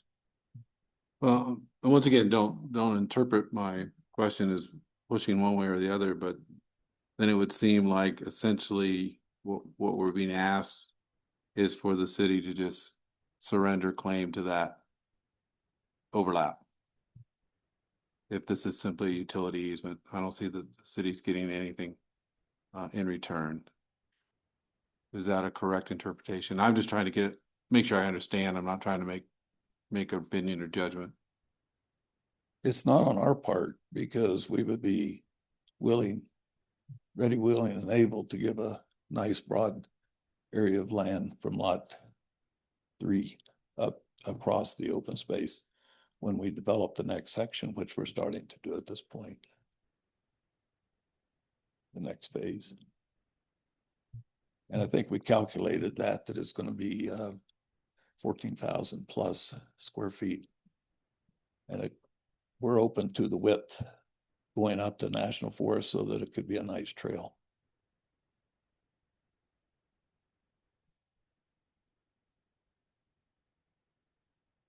But that's not what's been proposed, so that's not what we're. Well, it's on a separate piece of property, that's not Right. part of this application. So, again, you've got, at this point, what's in front of you is, the original lots 4 and 5 would retain their configuration. That's what they're asking for. There is that 30-foot wide utility easement in there, to take care of making sure that the tract lot 3 or tract A has access, defined access. The proposal is to change that utility easement to a utility easement and egress easement for that city tract. There's not a lot of traffic up through there now by the city. I don't see that changing. I see it as like very rarely used. So it's more just to make sure there's a legal requirement that's met. But to your point, yeah, the city's the only one surrendering land at this point in time. And- Since it's not like we're even asking for a defined strip of land all the way down to that cul-de-sac. We were just asking for an easement. But what I thought I heard from the Mr. McNabb was that that was intended to be simply a utility easement, so. Originally, on the first filing, it's filed as a utility easement. For this filing two, we're suggesting that that 30-foot wide utility easement be revised to a utility and ingress egress easement for lot 3. How do you I don't feel- know if the applicant has expressed willingness to How do you feel about that, Mr. accept that McNabb? revision. As far Well, as if that type of an easement being in there? that's that's a unlimited situation potential. Because you could put a trailhead there and have 300 people going up there every day. And I don't think the owners are going to accept that. Whereas they bought the land in good faith. So I think in this situation, I see it as, let's work together to make this happen. In return, we're definitely have made the commitment to give access to the national forest. We are going to be developing the next piece. And if this can be worked out that way, it's going to make things open for that all to work out amicably. That's the way I see it. I want to add one other thing related to how we got to where we are.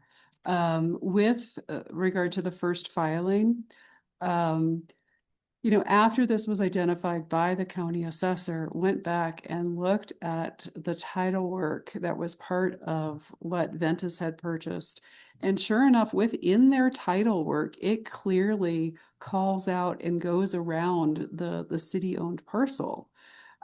So when the surveyor was actually doing the work for Ventus, they didn't catch it at that point in time either. So it's not just the city smiled and nodded and kept saying yes to the master plan and the subdivision that was proposed. The developer's own surveyor had a hand in creating where we are now. So again, this was supposed to be pretty straightforward and clean to correct an overlap between two parties on basically 3 pieces of land. So that was the idea of this particular application, is to just take care of a collective oops. Is it possible to do a limited ingress egress access? It's just for the benefit of lot 3, But is the way it's worded.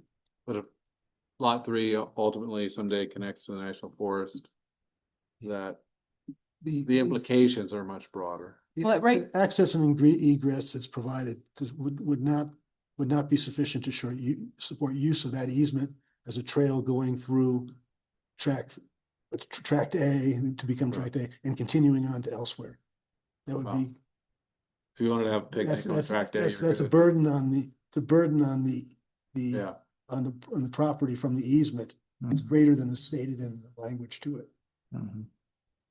So Makes I sense. mean, the city is being asked to be highly accommodating here. This language, access and egress, may give a fig leaf to talk about legal access, but it doesn't give any practical access for hikers or recreational purposes, I don't believe. I mean, it sounds like the developer has at least the stated willingness to extend from this tract up to the national forest. I think that's what I heard. Totally. And certainly, I think that would be.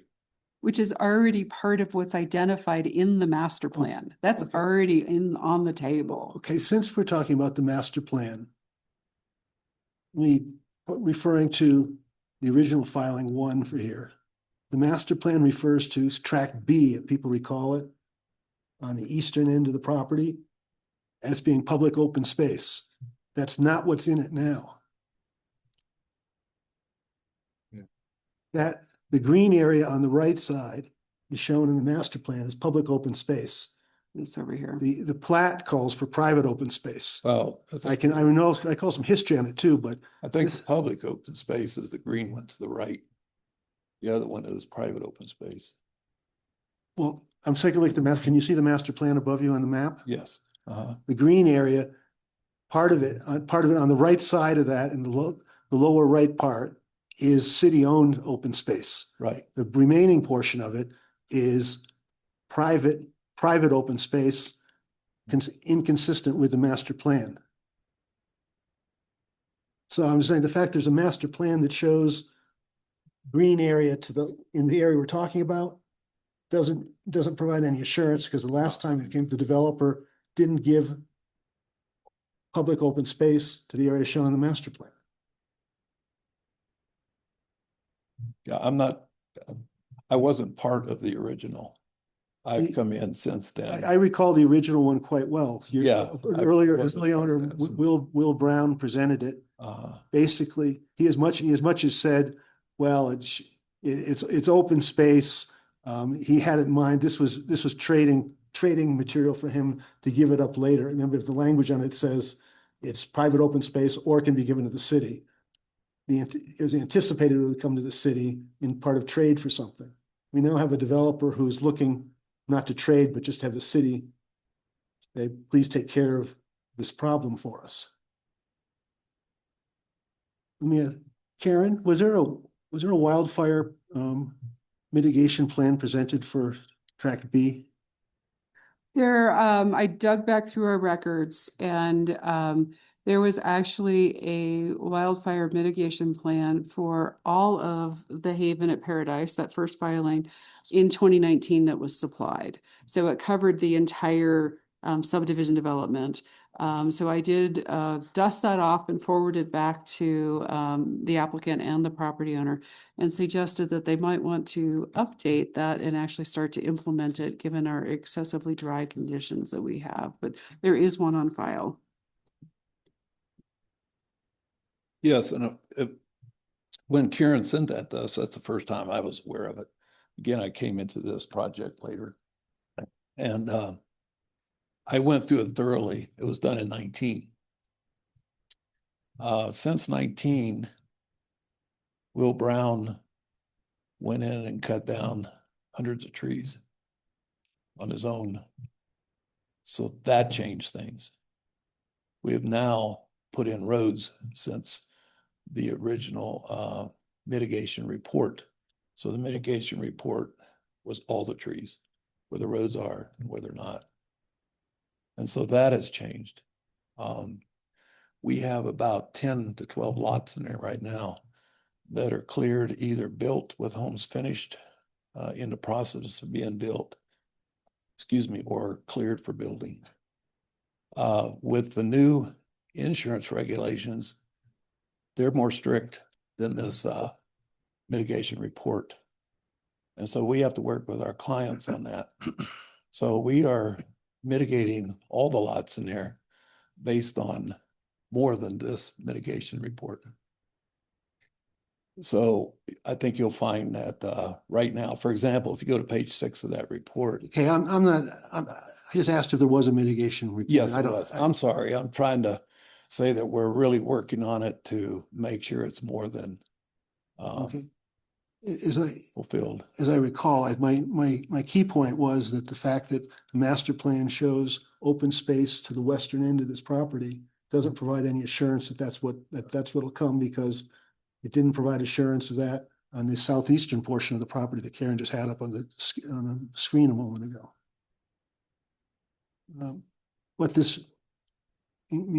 The conclusion I'm coming to is that the language that the city proposed about the developer will work with the city to address the loss of land, riding monolith, is very soft, gives the city no control, and it's letting the developer trade a third of an acre where he wants it and give a third of an acre to the city once again where he wants it. It would seem to me that the city should, if the city is going to go ahead and approve this, there ought to be some arrangement made whereby there's an agreement that the city is satisfied with a combination of land transferred and or access easements that are available to the public for recreational purposes. Yeah, I'm right where you are, Lee. As written, I don't think it protects the interests of the city. what's good is it sounds like all the parties have in mind something very compatible that everybody would be in strong agreement with. But it's just not codified here, and it's a handshake at best.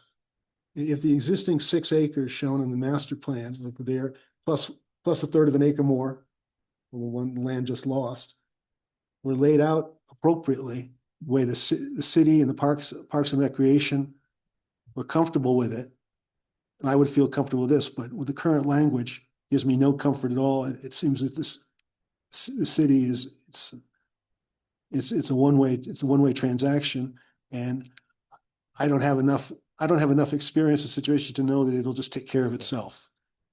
So you're talking mostly about a potential easement up to National Forest for trail purposes? Something Publicly in owned. exchange, that sounds to me like a wonderful exchange. Well, Publicly owned ready, open willing, space, and not just the easement, though. we're ready, willing, and able to put that in writing, guaranteed. Okay. That has not been accepted in our conversations at this point. We're ready to do that. We have no problem with that. Okay. Could you repeat again what your assurance just was? I'm not sure I heard you clearly. Well, in our meetings, we talked about that we will be glad to give up. I used the term a 60-foot wide right of way all the way to National Forest. If you add that up, it comes out to around 15,000 square feet.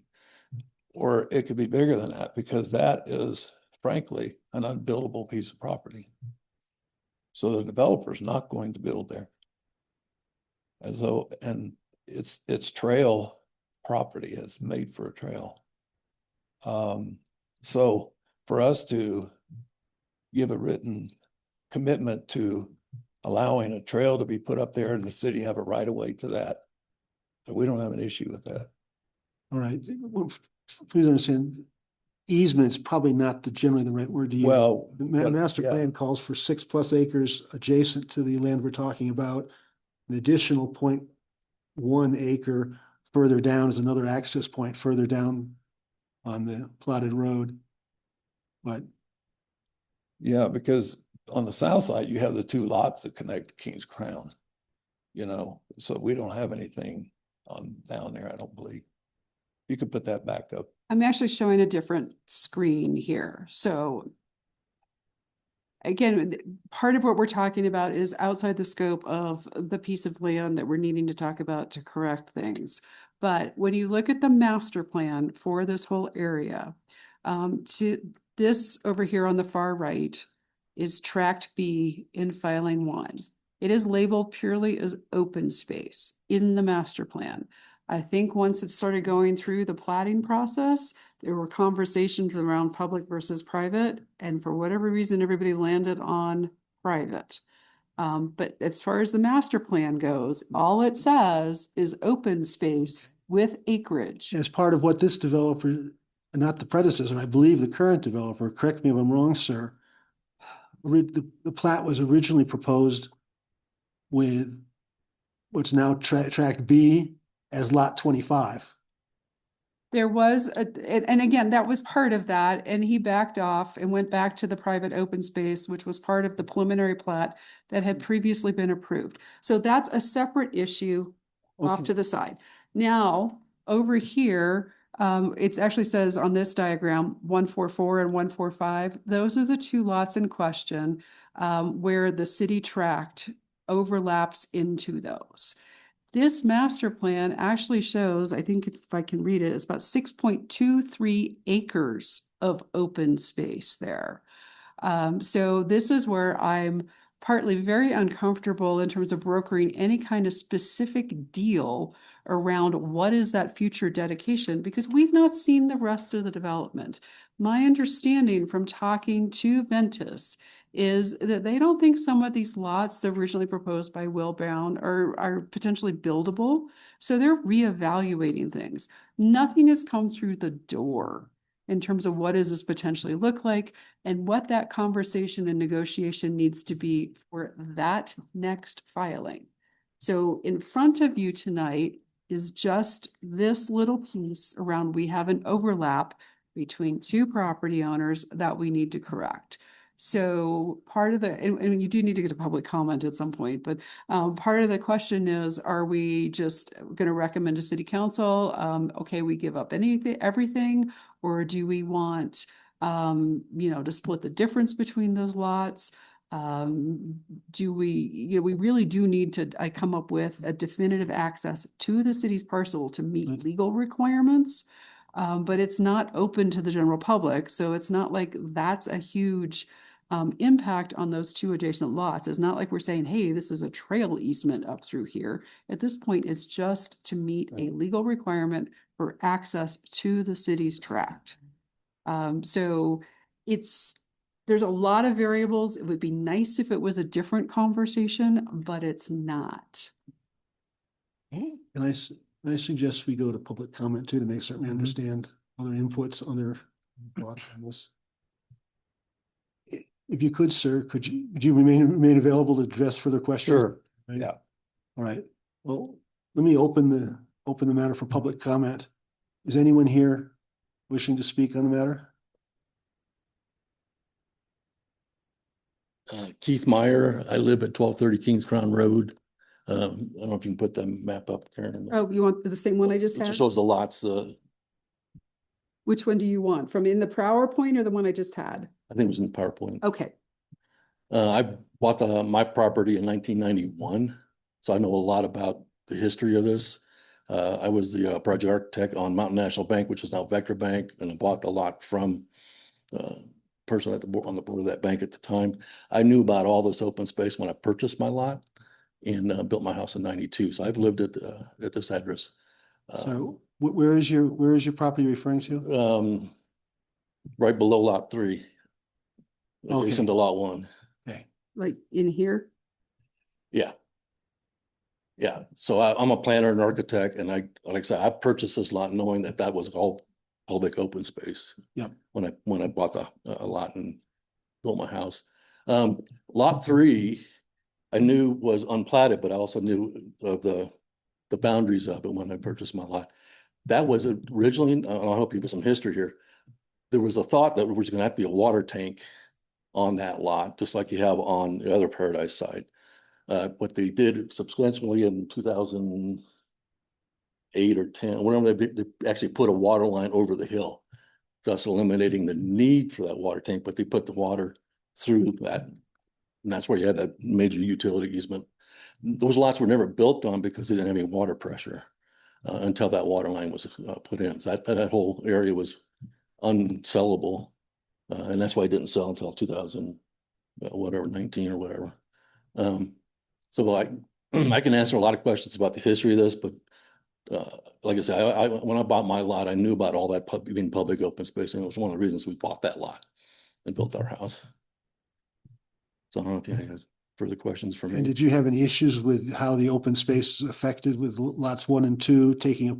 Well, obviously, I mean, I'd like to see the original open space stay the way it is. When I saw the master plan and whatever, I saw the conflict. I think Will Brown owned it in the original master plan at the time. And I actually was doing a lot of work with Will Brown. I probably would have built and designed a lot of his houses in there if he was still owning this. And I had a lot of conversations with Will how we'd resolve that. But the biggest thing for me was that lot 3 stays semi-public. Lot 1 on this map is mostly drainage. It's a pretty tough lot to build on. And then drainage actually goes through my lot on the backside of my lot and down through those 2 lots that the city owns. That's almost all drainage. That's why it was given to the city, because they weren't buildable lots in the original master plan. And you're talking about these 2 Yeah. parcels here? Yeah, even when it hits Kings Crown Road, it's 15, 20 feet below the road down there. It's a big hole. So it's these 2 blue strips. Yeah. So all that was drainage. And that's why those 2 lots were given up by the original developers of the area. And then the site that's in question here, same thing, there was some drainage there, but there was also the thought there might have to be a potential water tank at some point for this size of subdivision. Okay. Thank you, sir. And like I say, when they put the water line in, it eliminated the need for the water tank, but then you still have the water easement. So access through those two lower lots, you couldn't ever drive up through those to get to lot 3. It's like I say, it's all drainage. You'd have to. I mean, you could get a Jeep up there right now. I mean, way the drainage is and stuff. So I don't know how you resolve the access, but I mean, one way to do it is take that 30-foot easement that is a utility easement and make it a right of way. But other than that, I always knew I thought there'd be houses next to me back in 1995. That was gonna be the next filing. But when they did this master plan, obviously the title work showed it the way it is now, original. It was the surveyor that whoever did the master plan didn't pick up on that, and then the city didn't catch it when they approved the master plan. So that's where the conflict Well, really. and it carried forward again. Yeah, that with the exactly. plat of the filing, Right. or the first filing of Haven of Paradise, the surveyor at that time also didn't catch that was there. Right. But the title work always did, so. Mm-hmm. So. It's kind of a continuing, people not catching something. Okay. Is there anyone else here who would like to speak on the matter? All right, Karen, is there anyone online? If you're online and would like to address this matter, please raise your hand, press the raise your hand button. There's nobody online, sir. No one? Nope.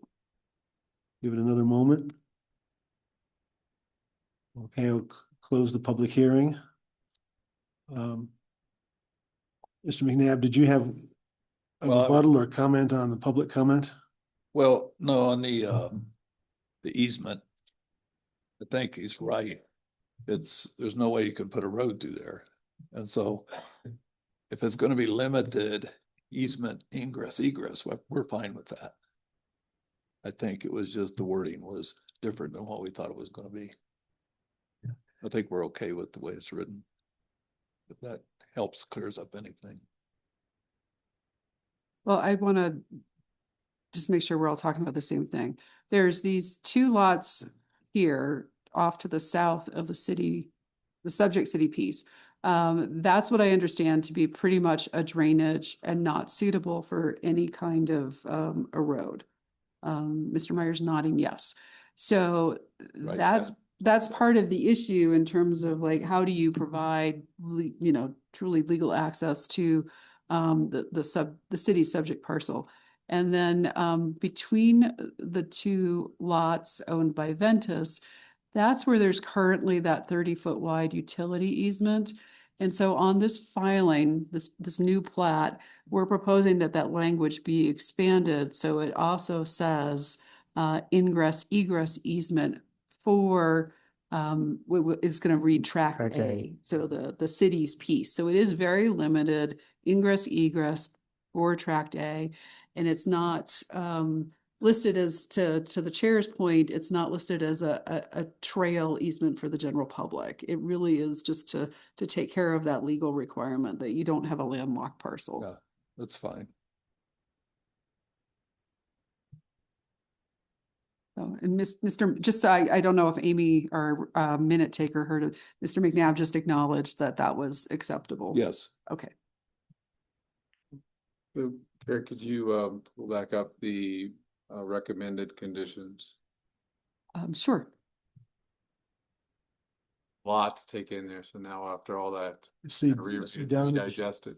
in the sheet I had there, I had the recommended 3 and then some alternate language that I would suggest people consider. Okay.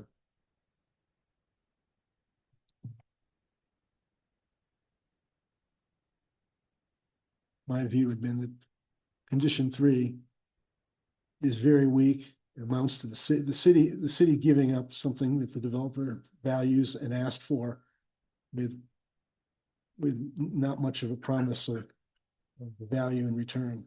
In practice, probably people will think work it out, but as a public body, I'm not sure it's responsible to count on goodwill Right. Giving something away.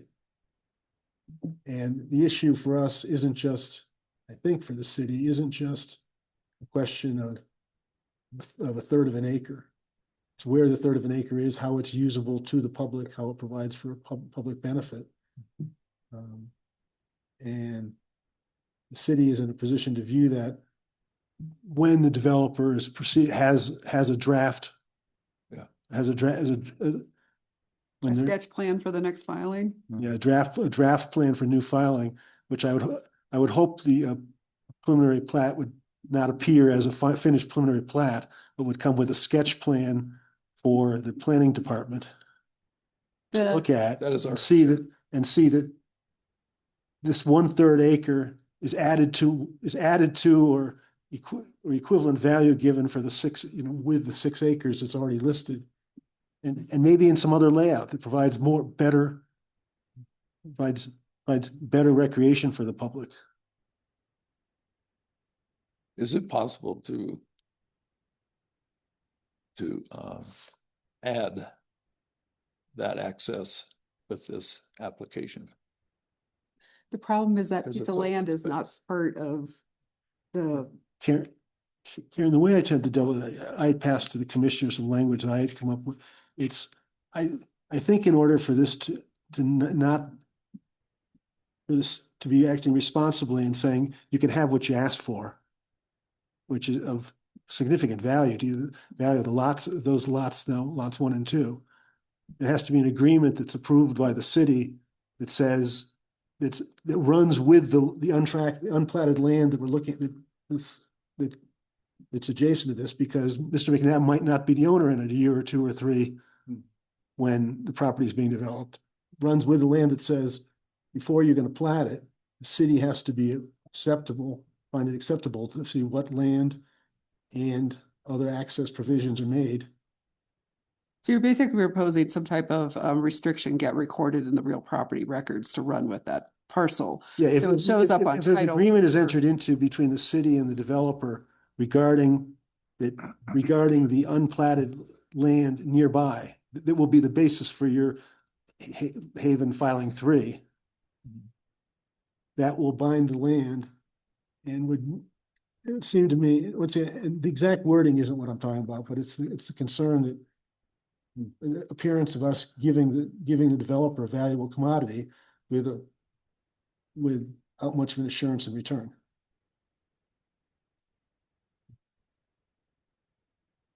I guess I do have a question about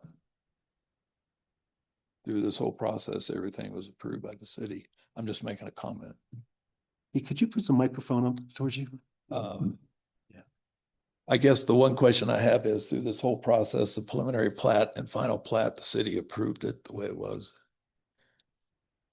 I'm just making a statement. So I think that needs to be considered as part of this because It was approved in a certain area, but it claimed ownership of land that it didn't own. well, and yeah, and I appreciate what you're saying. I'm going to chime in here. I apologize. I absolutely appreciate what you're saying. And yes, the city did approve it, but the developer also did not provide a full and accurate representation that was then brought to the city. Because as we talked about, the title commitments totally caught that city parcel. But with the final plat coming forward, the surveyor preparing that final plat did not identify from the title work that was a conflict. Ideally, it should have gotten taken care of way back in like 2005 or earlier. Definitely at the time of preliminary plat in 2019. So it's unfortunately just an error that came along. And that's why staff's always taken the position of I don't see either side to blame. I see it as a combination.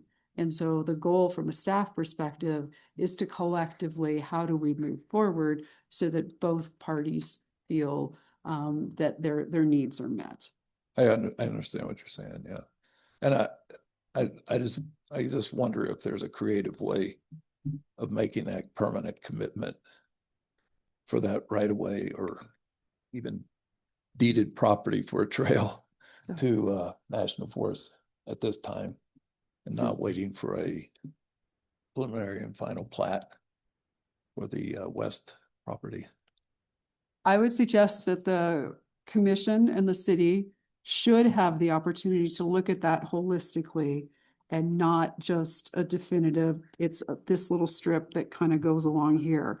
I really think it needs to be a much broader, well thought out discussion, properly noticed as part of that. So with this one, to this correction, you know, what these gentlemen have been talking about is this condition 3 here, where the property owner applicant and basically endeavor to work together on the next filing. The weak language, as the chair identified. So if you don't mind, I'll read what you have proposed. Sure. So a different way to word that third condition is prior to recording the final plat, you know, for this filing number 2, applicant, and I would actually say property owner, since they're 2 different people, shall enter into an agreement satisfactory to the city of Woodland Park to dedicate to the city either or both of the following as may be satisfactory to the city in its sole discretion. 1 is an amount of additional open space equal or more to the city of Woodland Park land area that's reduced in this proposed Haven at Paradise filing number 2 final plat. Or 2, additional access easements for public recreational use. So additional open space and additional easements refer to public open space and easements in excess of those identified in the current master plan. The agreement shall run with the unplatted parcel of land contiguous to that area of this final plat, which the applicant has an interest. So basically, it's a more strongly worded that in that next filing, we're going to look at compensating, you know, this third of an acre that the city's losing now. In addition to what was originally proposed on that master plan, we're going to make sure that that third of an acre shows up there. So this is a more strongly worded way to get to what's currently written on the staff condition number 3. At what time in the process of the next filing? Would it be in the preliminary? There's 3 steps to the next filing. The Yeah. first is the sketch plan. Yeah. So at that point, you're talking to Parks and Recreation Advisory Board and in much more detail about what does this look like for open space, trails, what are we doing in this development? So that's where you're getting their initial buy-in around what this is going to look like. And then it's a preliminary plat where you're really putting the metrics to that in terms of what is the exact acreage, what does this come out to, are my lots working, you know, really starting to work the bugs out.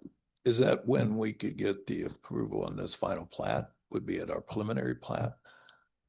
The final plat is supposed to be consistent with the preliminary plat. So it really gets buttoned up at preliminary plat. Yeah, the preliminary plat is when we could probably get this Buttoned up pretty, finalized. yeah. You know, so these guys have heard me talk about this before, but subdivision process, it's kind of like the old high school English paper. The sketch plans, your outline, the teacher used to make you do. The preliminary plats, you know, like your initial draft of the entire paper, and the final plat, Right, yeah. literally the final version. Okay, so at the time of final plat or preliminary plat approval would be when we could expect to revisit this.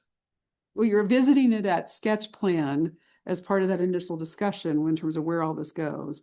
But at preliminary plat, at sketch plans handled at staff level with Right, I Pratt. understand.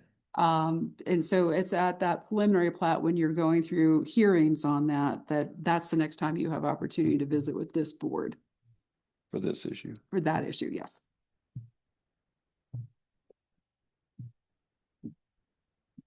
I think you wrote this, right? Does the concept where, by the way, changing applicant to property owner, as Karen suggested, sounds correct? I think this definitely protects the city. I just a little concerned, make sure it protects the property owner as well. There's no nothing to force the hand of the city to, enter into this agreement in good faith. They could just drag their feet and they'd be stuck. So I just wondered if there's any way to protect the property owner as well. Well, you sort of have to have somebody has to have the yes or no approval if you're gonna have something where there's nothing on the table yet. Right. Plan doesn't exist yet. And at least the way I drafted it, saying the city needs to be satisfied. Yeah, And its discretion, is it satisfied? yeah, I will, whatever the plan is, has to be, agreeable to the city. I was just trying to avoid a possible situation where if, for whatever reason, the city couldn't make up its mind, that they're not stuck with two lots that are undevelopable indefinitely. Well, the concept is that there will be an agreement satisfactory to both parties. I assume that means Mr. McNabb's attorney and our city attorney will. The property owner and whoever his representatives Well, are. Mr. McNabb's representing Ventus, I believe, is the property owner. Ventus is the property owner. Yeah. Yeah. This is for internal for the city, saying, the city, prior to recording the final plat, you have to have an agreement between the two of them. Yeah. The exact details to be worked out. This is the substance of the agreement, but their attorneys are going to look at it to say. And I'm not terribly worried about it. I mean, everything in this whole code, could be delayed and delayed and delayed. They might go for months without a quorum on the planning commission. Who knows? Anything could happen. Our view is to. But I think development that's quality. Yeah, I think the city has a sufficient reputation of, working in good faith to move forward with development. So I'm okay.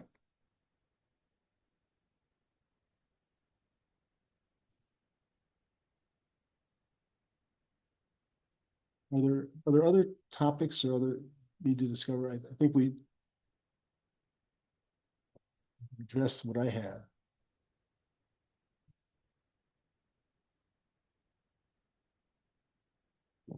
I have a question. And it's mostly an administrative question. Karen, part of the packet that we were given is an approval letter from 2019.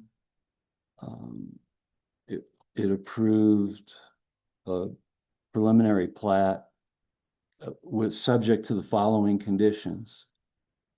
Were those conditions all satisfied? That's my question. They would have had to have been to get a final plat application approved and finalized. Okay, I was just wondering why we got this, and then it kind of begged the question. You just answered it. Yeah, no, and CJ was still here and helped prepare all of these materials and such, our senior planner. And I think the purpose of that particular document was to just clearly show you historically, yes, this was approved. So it's not random or arbitrary or something went sideways. It's a long-standing kind of boo-boo that we need to get cleaned up. Thank you. Can I ask another technical question? Is there something with the assumption here is that if owners of lots 1 and 2 are okay changing the back part of their lots from open space to residential, then it'll all work out. Does in fact the zoning have to get approved before we go ahead and do something, or we're creating No, what I'm after is that zoning cleanup, rather than forcing them to file another application to affect the zone change to get rid of a split zone lot. I'm basically looking for them to say, yes, city, you have my permission to run through the public hearing process, more almost legislatively, that, just get this cleaned up so that zone district, follows the lot lines. My inclination, if you think it's sufficient, it'll work. I'm okay with it. Well, basically, I'm looking for them to not object. And at that point, what I'm looking for is ideally I've got a plat that's got lots that I can use that as the legal description for what's zoned what. So it's truly a cleanup thing. understanding that the city attorney will look at what the agreement looks like. People satisfied then with replacing the staff recommendations lot on item 3. The language I provided that Karen read, changing the word applicant to property owner, first and last lines. Yep. And if so, did someone wish to make a motion in that regard?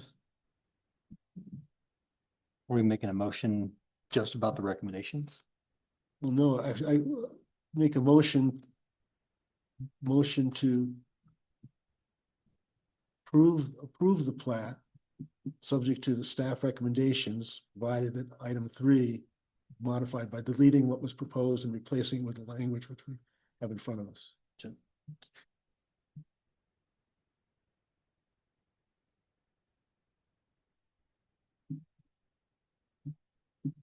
I'll make the motion, to, was it approve the replat? Is that what we did? Approve the plat for the. Approve the hang on. plat for the Haven at Paradise filing number 2, A26-0058, replacing the staff recommendation number 3 with the recommendation that, Chair Lee proposed. Is that clear enough? And it otherwise included the other conditions 1, 2, and 4 as presented. Correct. Okay. That is a second. I'll second. Don Wayne, second. Okay, is there any further discussion on the motion? Let's call the question then. Mr. Kennedy, Yes. Mr. Fury, Yes. Mr. Hoyne, Yes. Mr. Newcomb, Yes. and Chair Brown. Yes. Motion carries 5-0.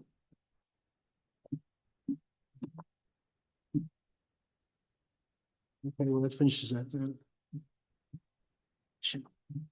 Yeah, what, should give Mr. McNabb a copy of what we're talking about, the exact wording. Good day. We have some further discussion. Do we have talk about some planning or something now? We can just go to reports. It won't take very long.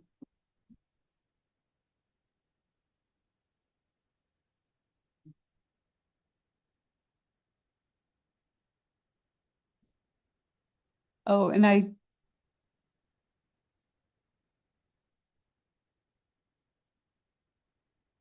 okay.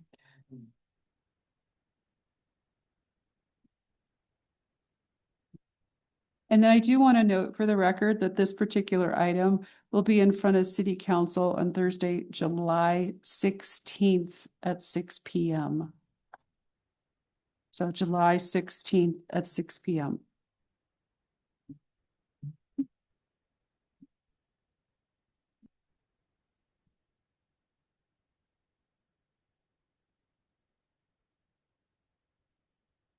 Okay, I guess the next item 5, reports.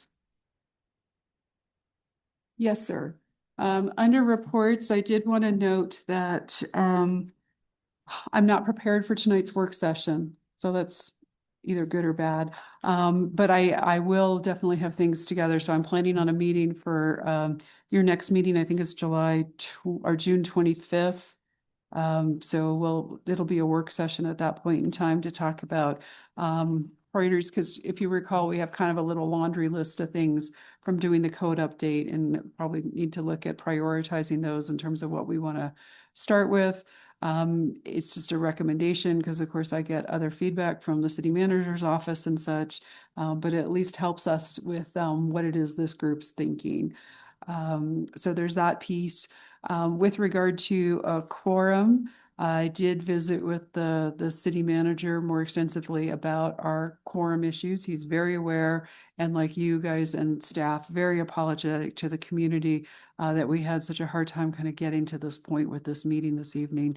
It's highly unusual that there was a lack of a quorum on 2 occasions, and then just staff being unavailable due to illness.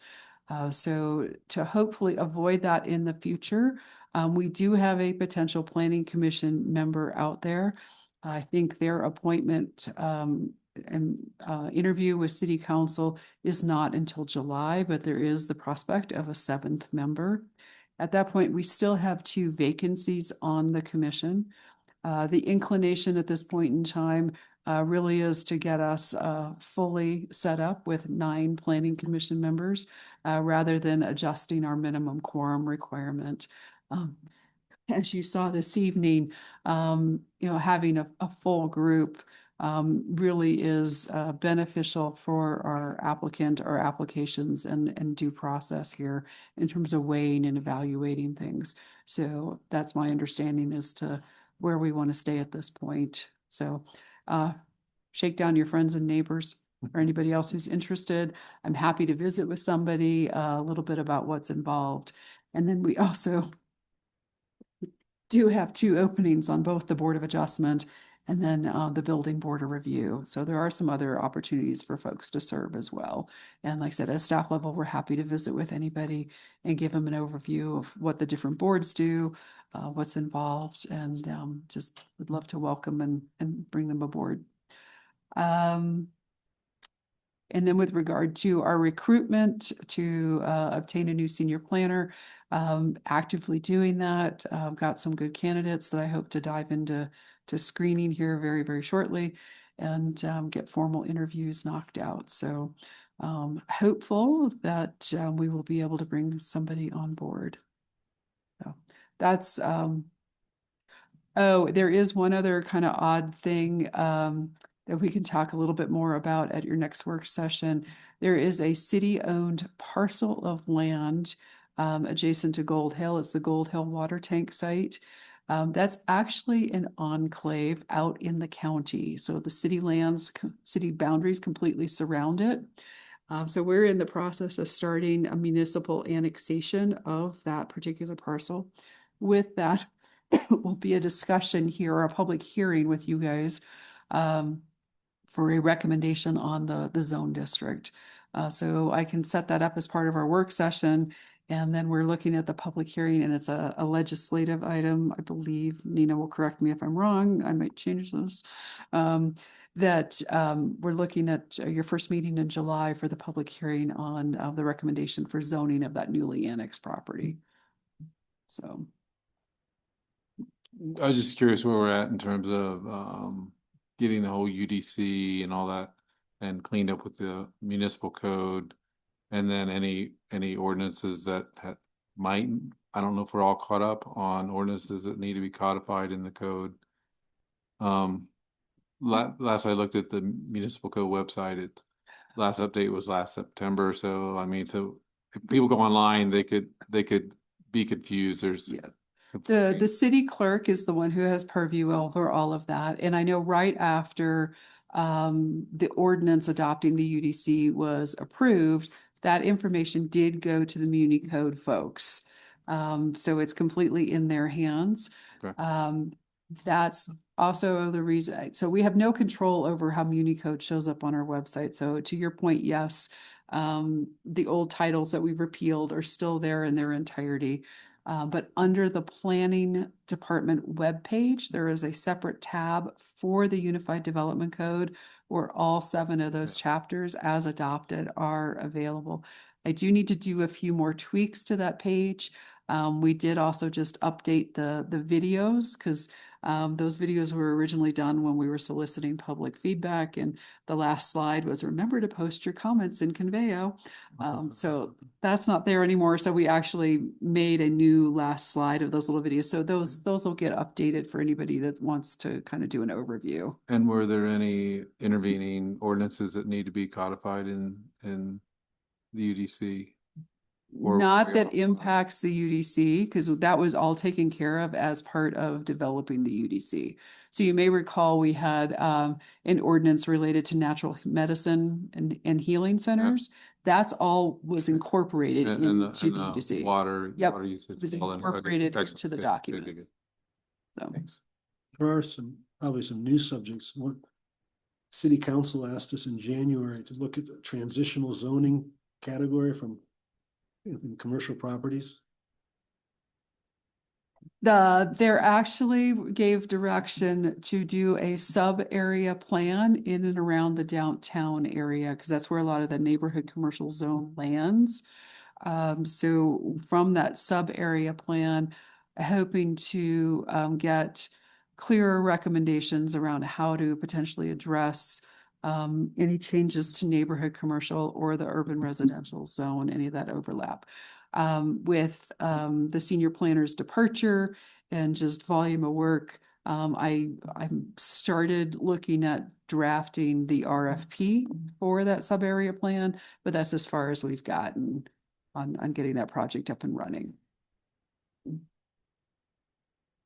So I'd like a plan for guidance before we dive into code, associated code changes around that. Yeah, it might be in a work session, planning commission input on what it is doing, you proposing it yourself. Well, the RFP, the request for proposals, is we're looking for, that sub-area plan, and I was given direction otherwise as to what that should look like, but I can certainly bring that to you. So that's where that is. That's what I had for you this evening. Other items? Finally took care of April and May. Yeah, but Okay, unless there's something else. Meeting adjourned. Thank you all.